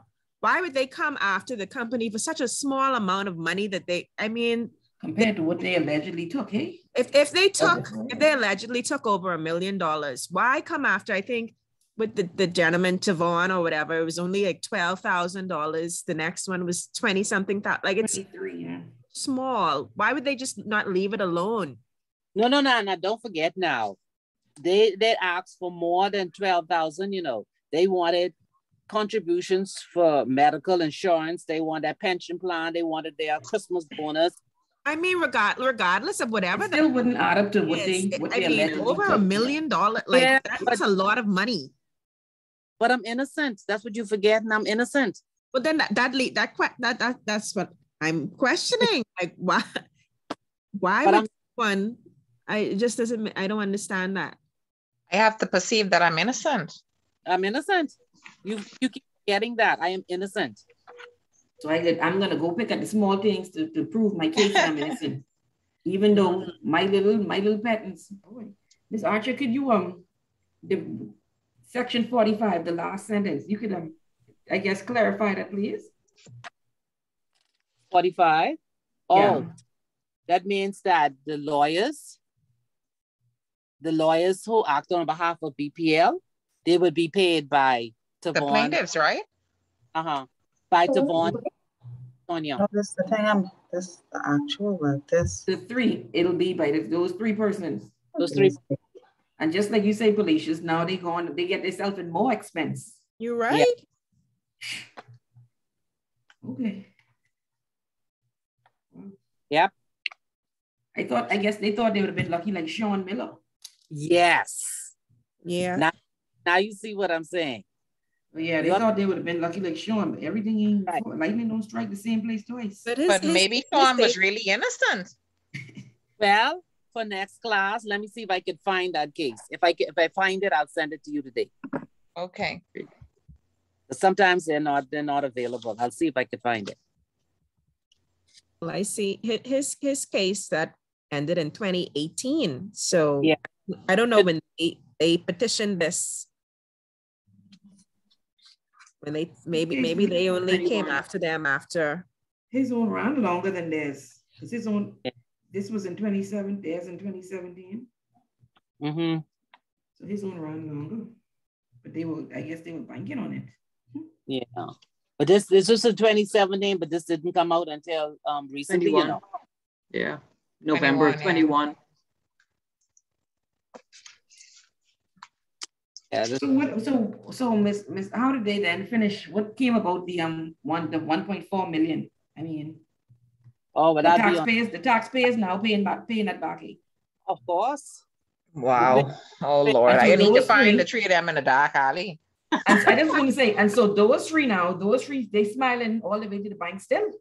Because when they pay off those little things they already incurred, they still have whatever's outstanding to their ghost companies and their shell companies. Yes. Goodness me. But I mean, that seems like a large amount of money for BPL to just leave. I mean, you don't think that they would have pursued that? Yeah, on the criminals, they'll have to look and see. I didn't go searching it. I was only interested in the employment side. He probably did, because that is a huge amount. Yes, it is. And you'd be surprised how much more. That's only just 3. I know, right? And that's 3 who wanted to fight back. But those other 3 who took it lying down. Or 6 or 8. Thank you. These cases, these are names that you should remember when you have applications. Right. Yeah. I was just thinking about what does that mean if they are presently employed right now, and this came out. Presently employed. I was thinking, saying I gotta look these names. I can run them through Facebook and then we finish. I can run the names through Facebook because I will put a face to a name. But the thing is that the names are not common, so you will know who they are. Yeah. Wow. Goodness. But you can't change your name in the Bahamas, so. Well, that has to be advertised in the paper, though. That has to be gazetted. And how many people read the papers? Well, that's true. That little notice boxes be so small. Exactly. People don't even look. All they do is put a mugshot picture. One. That's another thing. That's true. Yes. Well, we get to see it if you come to apply for a mortgage. We get to see it. Yeah, you'll see it then. Yes. Yeah, but you could hire these people as your employees. No, so they problems. Yeah, but you wouldn't know. But no. You would not but know. Isn't that what they're doing now? They're checking. I thought they're doing these background checks now. Yes. Yeah, they are doing background checks now. And then they even gone against their union. Which one of them said is that the unions are doing their job? But from initially, they could see the union had already said but the union had already said BPL wasn't in breach. They were already understanding where BPL was coming from against them. Based on why you even waste your time going? Hello, because if the union is supposed to be your representative, they telling you you're all wrong. These people ain't. Anytime you see the union agreeing with the organization, you just throw it in right there and then. Union don't usually agree with the organization. So from you see them agreeing, you should already know them. All right, I gotta simmer down. Yep, that's how it is.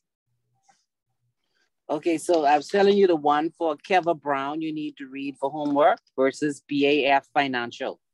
Okay. It took long, but it's not long. It's just that they included in it copies of their statements. Okay. Yeah. So it's like it's repetitious, but you could still read it. Also, now, for us to discuss it, yeah. Yeah, we'll discuss that before we begin module 7. And then any other cases, I will send those to you. Let's look at Patrick Davis and Chili Willy Ice. Okay.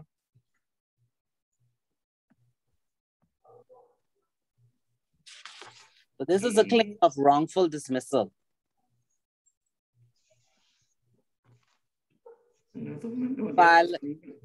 See it? It's filed in Industrial Tribunal in July 2019.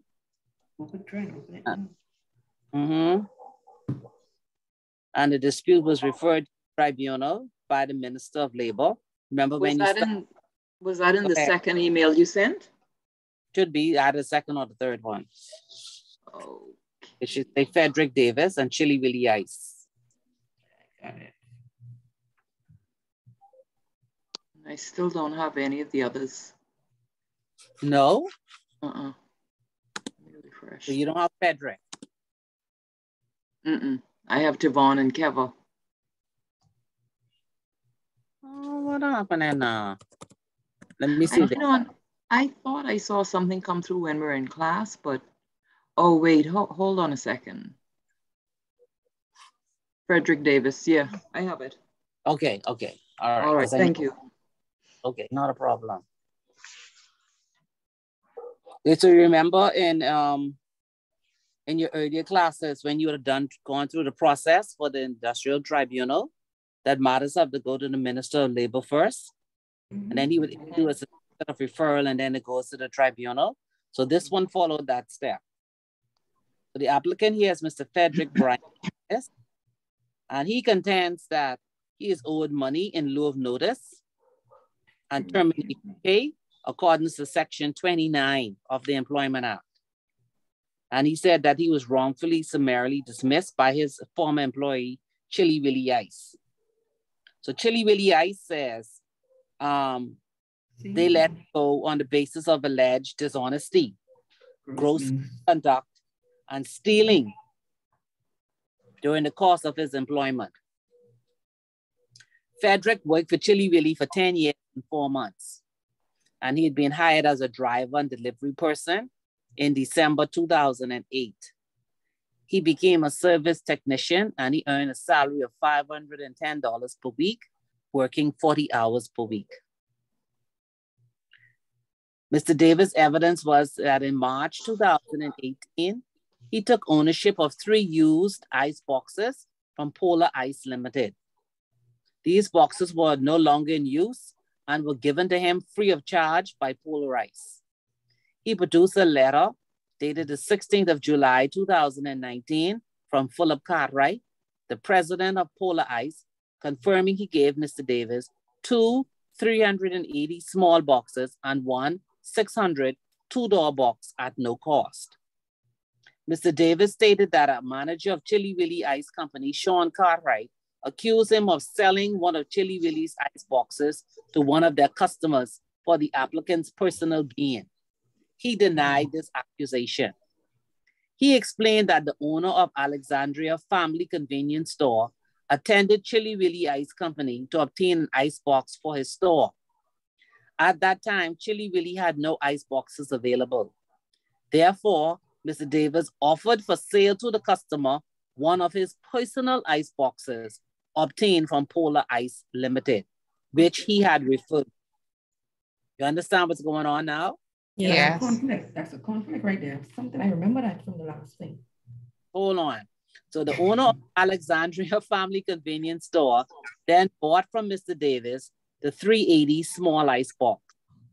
Mr. Davis's evidence was that he informed the owner of Alexandria Family Convenience Store, Mr. Lamont Alexander, that the box he sold him was not Chili Willie's property, but belonged to him, Mr. Davis. Mr. Davis further gave evidence that the box was delivered to the Alexandria Family Convenience Store. He stated that Mr. Alexander used the box to sell Chili Willie ice.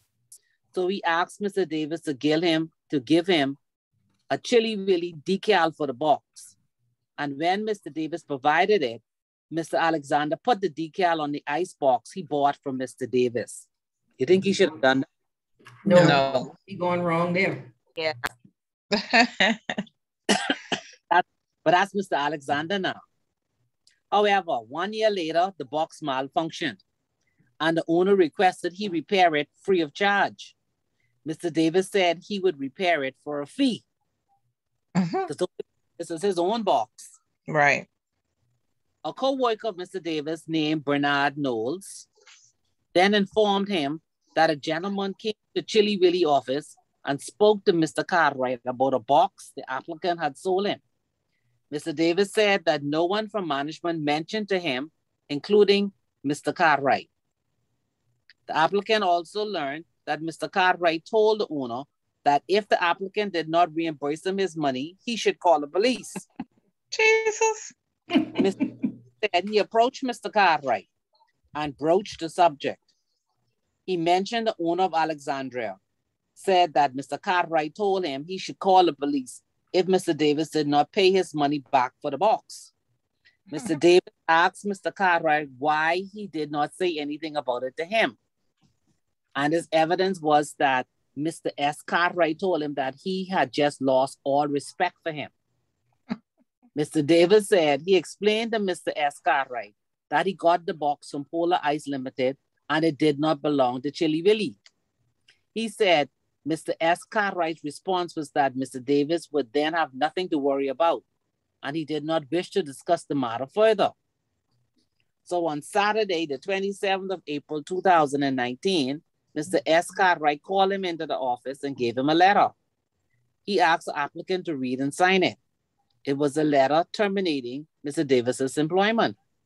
The letter contained a requirement to sign in acknowledgement of the letter and in agreement with its contents. Mr. Davis asked Mr. Cartwright if he was firing him, and Mr. Cartwright confirmed he was. Mr. Davis said he refused to sign the letter because he did not agree with its contents. So Mr. Cartwright told him to leave the letter and check there. He said he asked for a copy of the letter, and Mr. Cartwright refused this request. The applicant said he therefore left the letter unchecked and departed from the premises. He did not see the letter again until he faced the respondent at the conciliation hearing of the dispute at the Department of Labor. Mr. Davis maintained that the box Mr. Cartwright mentioned in his termination letter was not a Chili Willy ice box, but the 380 small box which he obtained from Polar Ice Limited and sold to the owner of the Alexandria Family Convenience Store. The applicant produced a copy of a letter terminating his employment dated the 25th of April, 2019, which alleged that he sold a Starrett Model 380 box, serial number 03GC003883, which is not a cold wall box, the type allegedly given to Mr. Davis by Polar Ice. It purported that it was a box purchased and owned by Chili Willy with a Chili Willy decal. It alleged Mr. Davis sold the box for $600 when Chili Willy never sold his boxes because of certain duty exemption permissions it received to import them into the country. The company alleged gross negligence and fraud as it is not permitted to sell its boxes. The letter also mentioned a warning Mr. Davis received in 2015 in relation to theft. The letter notified Mr. Davis of his summary dismissal and that he was receiving a check in the amount of $1,020, which represented 2 weeks vacation pay. The alleged theft in 2015 referred to in the letter was an incident involving 12 bags of ice, which belonged to Chili Willy. Mr. Davis, under cross-examination, explained that each year he was allowed to purchase ice for Fox Hill Day from the respondent. He said that the patrons paid for the Fox Hill Day ice in August 2015, which he collected and delivered. However, they ran out of ice during the event. So because he had access to the premises of Chili Willy after hours and was given the keys in order to get ice from time to time for customers, he collected 12 additional bags and took them to the event. What do you mean, no? He was, okay. And if they give him the keys to go there after hours to service their customers. Yeah, but then was he given permission to take these 12 now?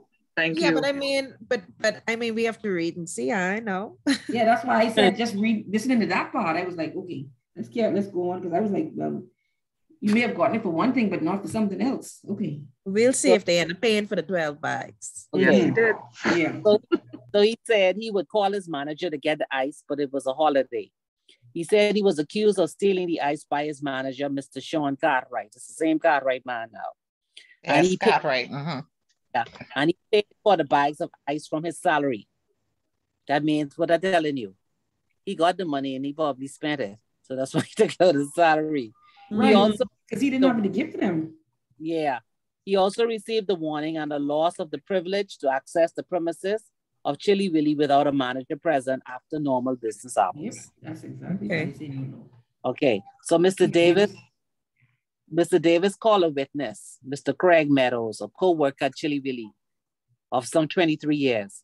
Mr. Meadows' evidence was that he accompanied Mr. Davis at the time he collected 3 used ice boxes from Polar Ice. In his statement, he described the boxes as 2 380 small boxes and 1 600 two-door box. This was apparently the extent of his knowledge about how the boxes came to be in possession of Mr. Davis. He stated under cross-examination that he did not know the brand of the boxes. The applicant also produced an affidavit from Philip Cartwright, duly sworn for these proceedings on the 30th of October 2020 and notarized by the Justice of the Peace. Mr. Cartwright stated in his affidavit that he is the president of Polar Ice Limited of Gladstone Road. He verified that he wrote a letter dated the 16th of July, 2019, addressed to whom it may concern, which he furnished to the applicant. The tribunal observes that based on his file, the original of this letter, along with other supporting materials, were filed with the applicant's originating application when he first commenced the matter at the Industrial Tribunal. He also verified that the letter exhibited to his affidavit, which exhibit is marked PC1, is the letter he referred to. His affidavit ended with the standard statement verifying that its contents are accurate and true to the best of his knowledge, information, and belief. The content of Mr. Philip Cartwright's letter, written on Polar Ice Limited letterhead was, this is to verify that Polar Ice has given 3 used ice boxes, 2 380 small boxes, and 1 600 two-door boxes, free of charge to Mr. Davis. These are boxes that are no longer in use and not working at the time given to Mr. Davis. If any additional information is needed of me, please do not hesitate to contact me. Yours sincerely, Philip Cartwright, President. So as evidentiary question arose in the course of the proceedings, which is convenient to be mentioned at this time, Mr. Philip Cartwright, President of Polar Ice, did not appear in person as a witness at the trial. Therefore, Chili Willy did not get an opportunity to test his evidence by cross-examination. No objection was taken by Chili Willy on the admissibility of this evidence. It is convenient to note here that Chili Willy also produced by way of evidence a letter from Mr. Lemoyne Alexander, who apparently purchased the icebox in question from Mr. Davis. Mr. Davis objected to the admissibility of this evidence as it was not exhibited to an affidavit.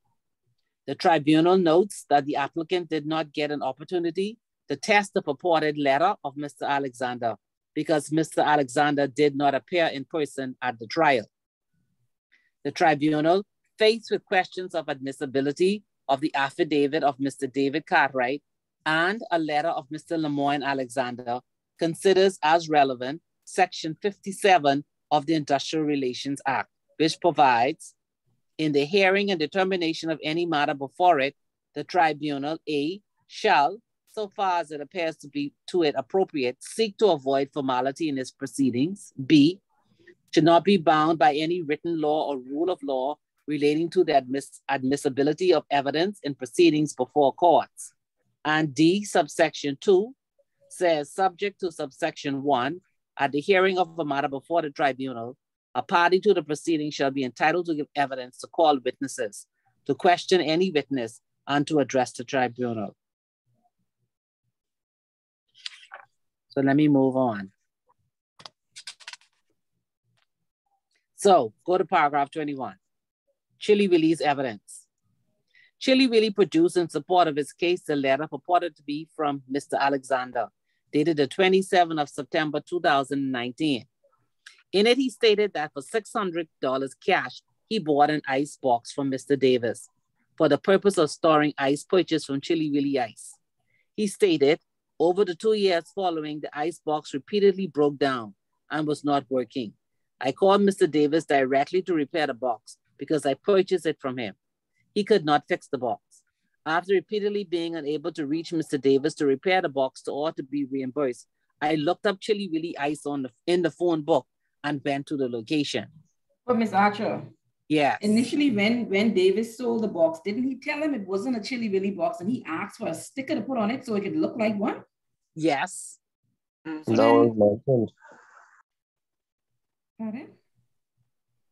So then he, Alexander knew it wasn't a Chili Willy box. So what are you going to Chili Willy for? So I was trying to figure out to the see Mr. Davis. He just want to cause problems. He knew it wasn't that because he bought it knowing it wasn't theirs, and he asked for a sticker, I guess, because he wanted to be dishonest and sell ice, making people think that was the business. I'm thinking that's what Alexander's motive was. Someone else was trying to say something. Okay. No, I just was agreeing with her. Oh, okay, okay. But he went to Chili Willy because remember he said Mr. Davis was not responding. So he, I guess, went to get to Mr. Davis. Okay, let's read 22 and see then. I just glance and see what he's saying. Okay. So he is unable to reach Mr. Davis to repair the box or to be reimbursed. He wants to be reimbursed now. He done had it for a year with no problem, and now he wants his money back. Yeah. Okay. I looked up Chili Willy. Okay. So Mr. Alexander continued that he requested to see Mr. Davis at Chili Willy so he could get a refund for the faulty box. He said he expressed he was upset over the company selling him a non-functioning box. And then learned that Chili Willy gives his customers free boxes and maintains them at no cost. Well, he's the one who decided to pay for it. Oddly, he did not say how he responded or what occurred after he learned that information on that day. He went on to say that Sean Cartwright visited him at his store to verify what he had said. Mr. S. Cartwright removed the faulty box and delivered a working one to his store, and it is working well. So Alexander need to go on trial now for being, now he is a thief. No, he's a fool. Alexander, because now he gets something free for nothing. So he's stealing from Chili Willy. Okay. It is noteworthy Mr. Alexander did not address the issue of how the Chili Willy decal was affixed to his box. Mr. Davis and Mr. Alexander were the only persons who witnessed that event. The applicant therefore gave the only first-hand evidence of how the decal came to be on the icebox he sold to Mr. Alexander. The tribunal accepts that affixing the decal was the manner in which a store would let the public know that Chili Willy ice is sold there, and not that the icebox belonged to Chili Willy ice. Good. You see, so he clarifying that decal signifies. Mm-hmm. The tribunal considered that Mr. Alexander did not call Chili Willy to complain about the icebox. Rather, he called Mr. Davis. His evidence was he bought the box from Mr. Davis. It would seem altogether reasonable and likely that if Mr. Alexander really thought he purchased an icebox from Chili Willy, he would not wait for 2 entire years to call or go to that company for repairs or replacement.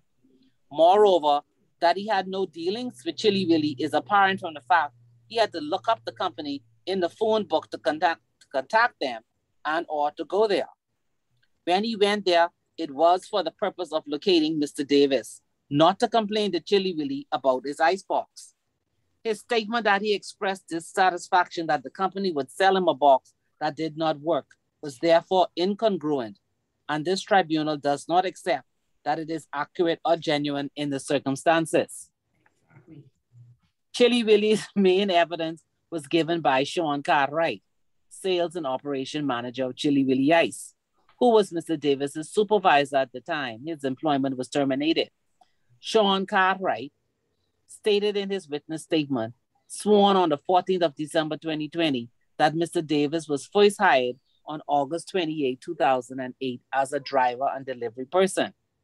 He stated that there was an incident in which Mr. Davis was caught stealing bags of ice from Chili Willy on Sunday, the 2nd of August, 2015. As a result of this, Mr. Davis was given a written reprimand from Mr. Sean Cartwright and one Mrs. Cabrina Burrows, which documented that security camera footage showed Mr. Davis taking extra bags of ice after hours, which were additional to the amount he was authorized by Chili Willy to take. The letter set out that Mr. Davis, in addition to suffering a salary deduction to pay for the 12 extra bags taken, was given a written reprimand and suffered a revocation of his privilege of having access to the premises of the company after hours, without being accompanied by a manager. Just 12 bags of ice. Mr. Davis went from Foxhill Day? Yes. Yeah. This was warned not to continue that course, as he was considered by the company to be a very hard worker and one of Chili Willy's better workers. The tribunal is of the view Mr. Davis received punishment from his employer for this incident involving the 12 bags of ice. After that, matters appears to have gone smoothly, as the Chili Willy paid for Mr. Davis to attend PTVI, which he did, and qualified himself to take on a higher position in the company, that of technician. Mr. S. Cartwright then settled the following in his witness statement. Sometime in April 2019, management of the company learned that Mr. Davis sold to a customer of the company, one Mr. Lamorne Alexander of Alexander Family Convenience Store, a Starred merchandiser model 380 for the price of $600. Upon inspection by management of the equipment at the customer location, it was determined that the unit was an old icebox owned by the company. The particular icebox had been retrieved from the customer and is now in the custody of the company. Mr. Davis claimed initially that the icebox which he sold was given to him by Polar Ice. The company contacted the management of Polar Ice and was informed of the brand of icebox given to Mr. Davis. The brand given to Mr. Davis was entirely different from the brand owned by the company. The company confronted Mr. Davis and advised him of the information obtained from Polar Ice and of the fact that he had been dishonest. On Wednesday, the 24th of April 2019, Mr. Lamorne Alexander came to the office of the company looking for Mr. Davis. Mr. Alexander said that he had purchased the icebox from Mr. Davis on the 15th of March 2017 for $600. But because the icebox was always breaking down over the previous 2 years since he bought it, he wanted his money back. In a letter written by Mr. Alexander dated the 27th of September 2019, he set out the circumstances surrounding the purchase of the icebox from Mr. Davis. Mr. Davis was again confronted with the information obtained from Mr. Alexander and the fact that the icebox concerned had a Chili Willy logo on it. Further, Mr. Davis was informed that by law, the company was not permitted to sell the iceboxes to customers due to the fact that it received duty exemption on iceboxes and that the company permits the customers to use its iceboxes free of charge, which he knew. Mr. Davis was told that the sale to Mr. Alexander was damaging to the reputation of the company. By letter, dated the 25th of April, Mr. Davis was advised by me of the investigation carried out by the company regarding the icebox sold to Mr. Alexander and the result of such investigation, among other things. He was also reminded of the warning he had been given regarding the theft he had committed. Mr. Davis was advised that in view of the incident involving the sale of an icebox to Mr. Alexander and the incident of stealing for which he was warned in 2015, his services were terminated with immediate effect. There is now produced and shown to me a copy of the letter dated the 25th of April. So, by letter dated the 25th of April was given to Mr. Davis along with a check for the amount of $1,020, which comprised remainder of basic salary due and owing and vacation pay due. Mr. Davis challenged the contents of the termination letter produced by Chili Willy. He contended that it was not the version of the termination letter which had been offered to Mr. Davis at the time of his dismissal with the check for $1,020. Mr. S. Cartwright at trial slowly but eventually admitted that he altered the version of the termination letter, which he put into evidence before the tribunal. How so? Wow. Wow. So in the actual termination letter he produced at the Labor Board conciliation hearings, that's the one with the applicant refused to sign. He identified the model box number of the icebox alleged to have been stolen from it as a model 380 box. Chili Willy also gave the $1,020 check as 2 weeks vacation pay, which was a handwritten amendment initialed by S. Cartwright, next to which he put a line through words indicating the payment was a show of good faith. Really? For the trial before this tribunal, Mr. Cartwright adjusted the evidence by retyping or reprinting the letter so that the description and model number appeared in the first paragraph instead of simply being called a box. Mr. Cartwright also admitted under cross-examination that he changed the model in the third paragraph of the letter he produced to the tribunal as the termination letter. The change made it more accurately match the model number of the icebox he collected from Mr. Alexander. The $1,020 check was stated to be a show of good faith words which were struck out and amended by hand in the first version. He neglected to adjust the phrase in this second version as he had in the original. Mr. S. Cartwright therefore presented to the tribunal as the termination letter of 25th of April, a different version of that letter than had actually been presented to Mr. Davis. Good thing Davis read that first letter. Good thing he read that letter. And wanted a copy. And that's why he didn't give it to him, because he knew he had plans. The tribunal asked Mr. S. Cartwright how often the icebox inventory would be checked to account for their presence in Mr. Davis's premises.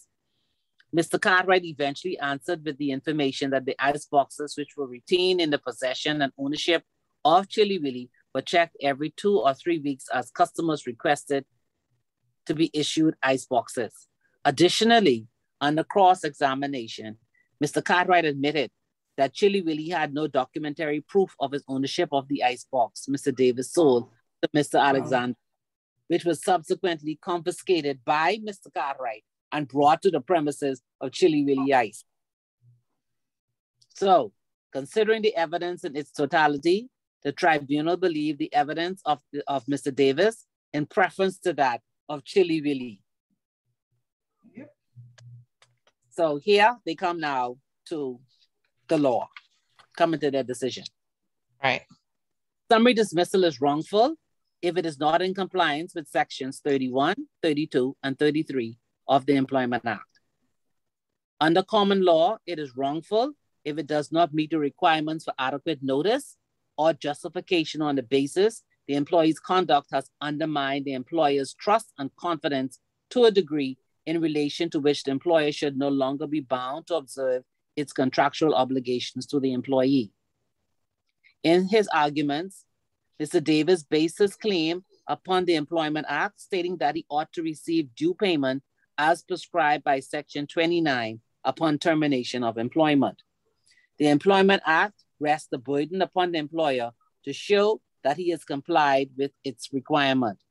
In particular, Section 31 through 33 provide an employer may summarily dismiss an employee without pay or notice when the employee has committed a fraudulent breach of his contract of employment or has acted in a manner repugnant to the fundamental interests of the employer, provided that such employee shall be entitled to receive previously earned pay. And then 32 is what you know already. And then you know 33. An employer shall prove for the purposes of any proceedings before the tribunal that he honestly and reasonably believed on a balance of probability that the employee had committed the misconduct in question at the time of the dismissal, and that he had conducted a reasonable investigation of such misconduct, except where such an investigation was otherwise unwarranted.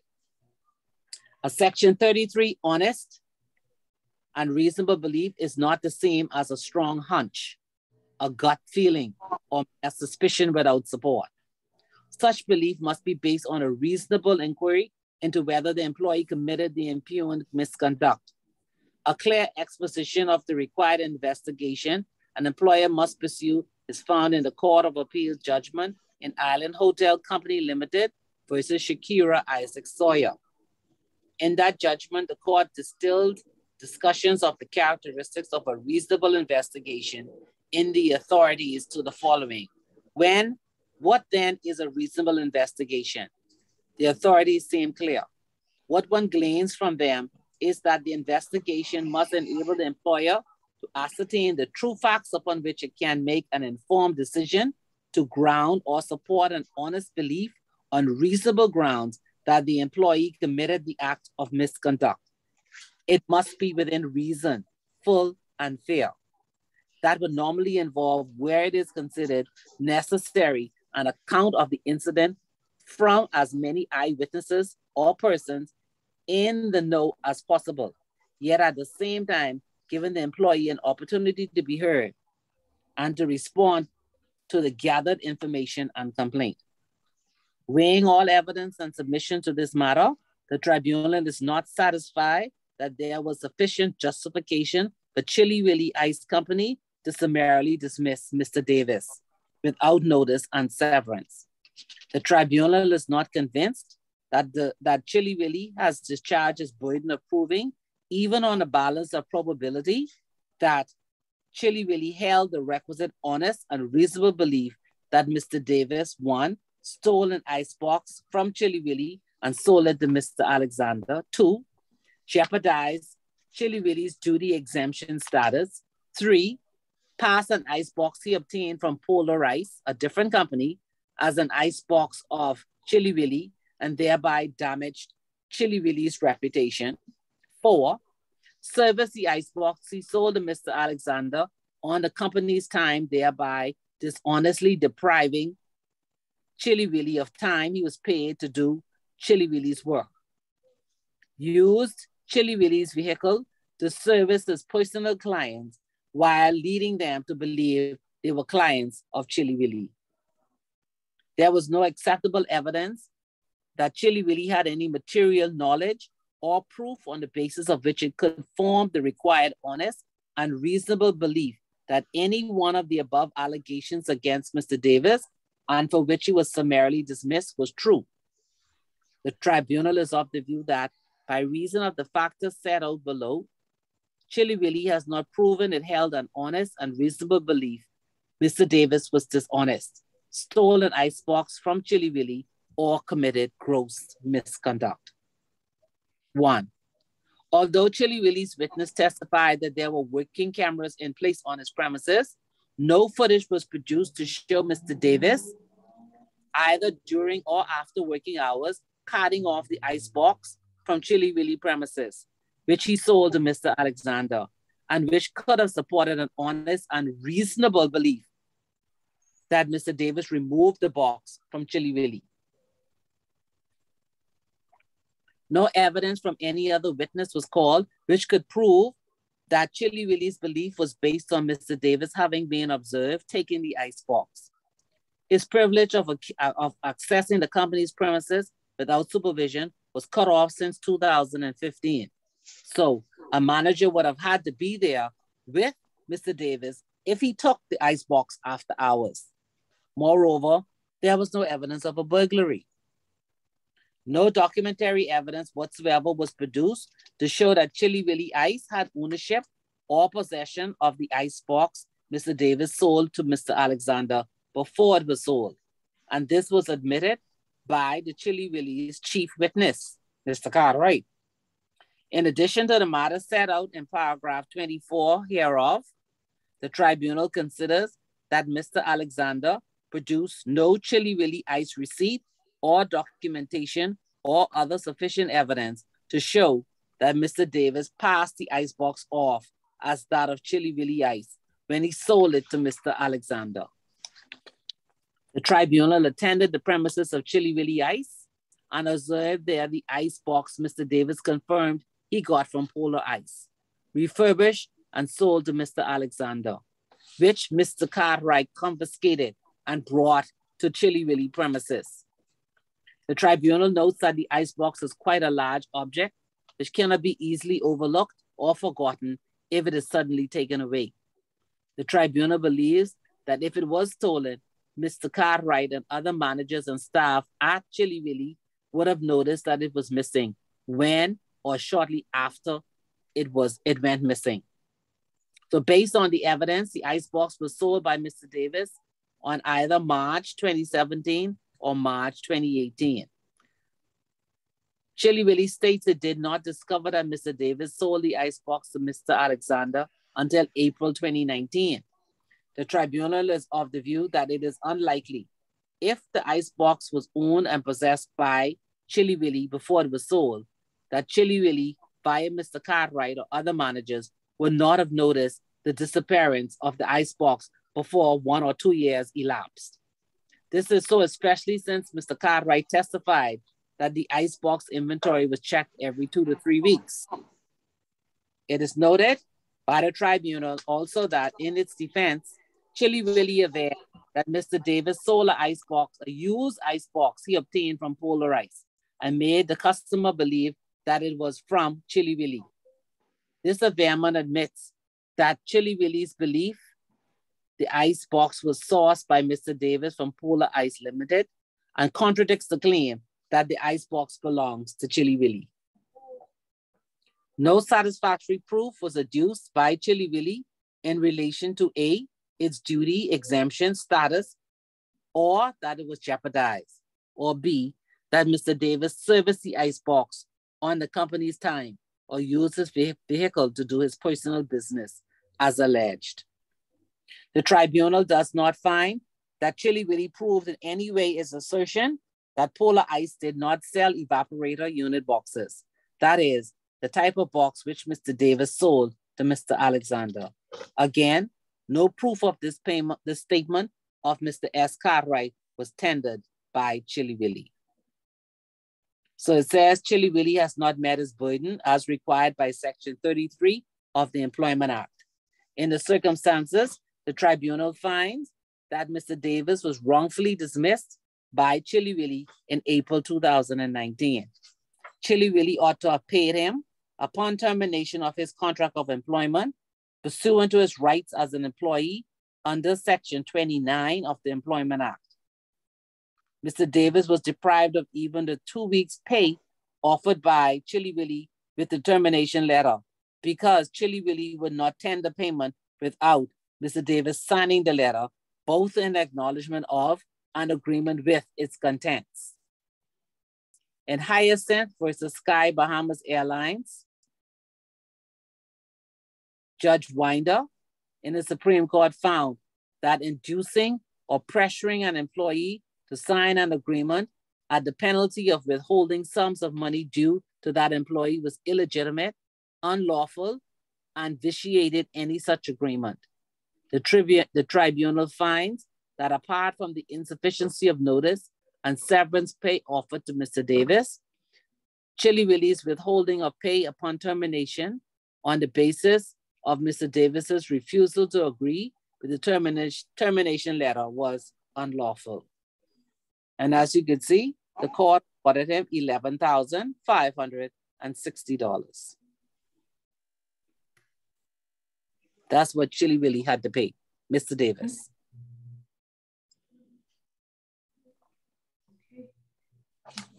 No comments? No, my only comment would be no. I agree. Mr. Davis, next time need to be careful who we do business with. Yes. But Chili Willy was under the assumption that was their box, if not their box. That's because they think black people are dishonest. That's why. As I say, you didn't your employee that much. I don't think it seemed to me that Mr. Cartwright had a personal issue with him. Because I mean, as long as if he was able to produce the letter from the CEO or whatever that he had gifted it him, that should have been a non-issue. Yes. Right? It should have been a non-issue. So it seemed to me like it was personal and he was trying to fudge the information in his paper to make it seem like he had done something dishonest. But I'm sure the money that they would have paid in their attorneys is less than what his severance actually was. Mm-hmm. So it just seems personal. To me, it seems like he wanted to fire him from the previous incident if he went to this extent. Yes. And even to bring up that prior incident when Mr. Davis had already made restitution, to bring that up, I feel like that's petty. Yeah. And obviously he must have been a good worker. I mean, if it was years, they would have invested money in him to educate him, promoted him from a driver to a technician. So it seemed a little personal. And also send him to school. Send him to school. To even get the keys to the premises shows that he's a good worker. Yeah. Exactly. But then did Cartwright feel some way because he think Davis was in cahoots with Polar Ice, their competition? No, I think they're related too. They both sound related, yes, but I mean, you getting something from the people we in competition with. But that has nothing to do with what I do outside of my work hours. What I do on my work time is not on my off work time is not your business. The only thing I give Davis wrong for, I would have never given him a Chili Willy sticker. Yeah, he should not. I would not have given him that decal to put on the box. If he wanted that, he would have come in and speak with someone for that. So that I think that was the only thing that muddied the water. The purpose of them getting the decal is to show that they sell Chili Willy ice here. even though the box was not. Not to say that it was owned by the company. No, that would have been the innocent way of looking at it. Mm. But I think somewhere in the statement it said that the decal was saying we sell the chili really ice here, but the box ain't theirs. But then people outside looking at it, you can see that.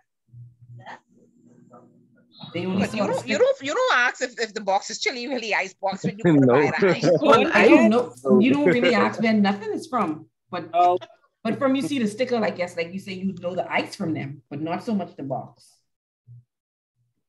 But you know what I question as well? He got training from Chili Willy's to become a technician and then use that skill outside of work. I almost feel like he is in competition with his employer. But that's going to be a part of life. Because if you know something, if you were skilled by something, not because my employer sent me to school to learn this, and my friend icebox breakdown, you think I ain't gonna try to help my friend? I'm not in competition, but I just trying to help. But he didn't say that in the letter. So obviously that was not an issue. He didn't mention that in the termination letter. He just wanted to get rid of him. Yeah, Mr. God. Because I was gonna say then, so now Ms. Archer, after all that came to light with Cartwright forging the letter and putting in these false statements, did the company then take any recourse against him? He's the owner. Nothing, but then so his employee, so now because you own it, you could be dishonest? No, so David should have then had a civil case against him. Definitely. Okay, so that's like that. It's me today, but what happened to the rest of y'all tomorrow? Because he's the owner. But I'm saying the company would not have penalized him. Davis should have penalized him in a civil case because then you'd be besmirching my character. Defamation of character. Libel and defamation. Boy. Yes. But that's what happens when you're the owner. Hey, when you're the owner, you make the rules. Hey. Yeah, you can make these decisions. Wow. That's why we have a court of law. Yes. Wow. You have homework. I'll send you some more cases to read. More? And you told us to read one already? Put in 3-page one. Can't read to get through the class. Serve that, yo. Ms. Archer, I only saying what they think in here. Sorry. Spokesperson. Yeah. No, listen, no sir. when I get through out. So you have Keva Brown to read versus BAF. So we'll start with that next class. Then we'll do module 7. And I'll also send you some other cases. Thank you. Okay. So the cases really sink in the sections, as you can see. As you more cases, I'm telling you, sections 31 to 33 would be in your mind. The thing to remember now is this case was on that one. This was on. I know you know Tavon, Devonia, and Katonia because I know them out of my head. Yes. Feeling over $1 million. As quick as that was, I remember them already. That's true. Checks left inside the drawer. Phone deleted from the messages, deleted from the phone, but she don't know the man. Yeah. But they made checks payable to his company. Yes. Now bring something back to my memory. An incident we had, and the young lady was terminated as well for that. Having the check in a drawer for advance purchase of stocks. Wow. Oh. She was given the company wanted to purchase in advance. They gave the young lady the check the weekend for the purchase that was to come up, and the check was found in her drawer. And that's because she didn't go through with the procedure, and the company called the institution asking about it because they were all of a sudden was like, we gave this person this money to do this first and they didn't do it. And she was terminated too. Now I see. Okay. Boy. She didn't say she didn't know what the check was in her drawer. She just said she forgot it was in her drawer. Oh, wow. So she forgot to carry it. She forgot to make the purchase. And so that company felt they were at a loss because the person forgot to make the purchase for them. So their argument was their loss. Oh, wow. Yeah. Okay. Don't put nothing in your drawer. That will be learned. You don't need nothing. Yeah, don't put nothing in your drawer. Don't even have any drawers. All right, class. I see you all had fun. Okay, Ms. Archer, if you could just a reminder to follow up on our midterm scores, please. Right here. I'm going to send an email right now. Thank you. Okay. Thank you. Good class. Good class. Look out for your email. More readings. Yes. Yes, ma'am. Thank you. Okay, thank you, bye. Okay. Okay, have a good day. You Yeah, too. too. Ms. Archer, let me just check. I know Yes. you gotta go to class in 5 minutes. Let me just pull up my and see if that other email came through. Okay. Yes. All right. The one you need to read today. Yeah. So you could have time to read the others. I have so many windows open. Okay, Yeah. here we are.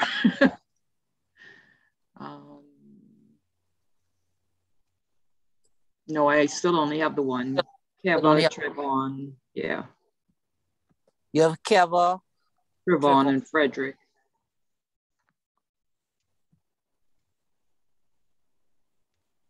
But hold on. So which one you missing? Chili Willy? No, Fred. You're Frederick. That's all because all three are in one email. So you have the three then? Okay, yeah, it looks like all three were in one. I was expecting a second email. Okay, it must have been the first email you sent, came in and just popped to my red box. Okay. All right. All right. Great. Okay. Thank you so much. I got it. Okay. All right. Enjoy your weekend. Okay. You too. Okay. Bye-bye. Bye. Bye. Be prepared for next week. Yes, Yes, ma'am. ma'am. Okay. All right.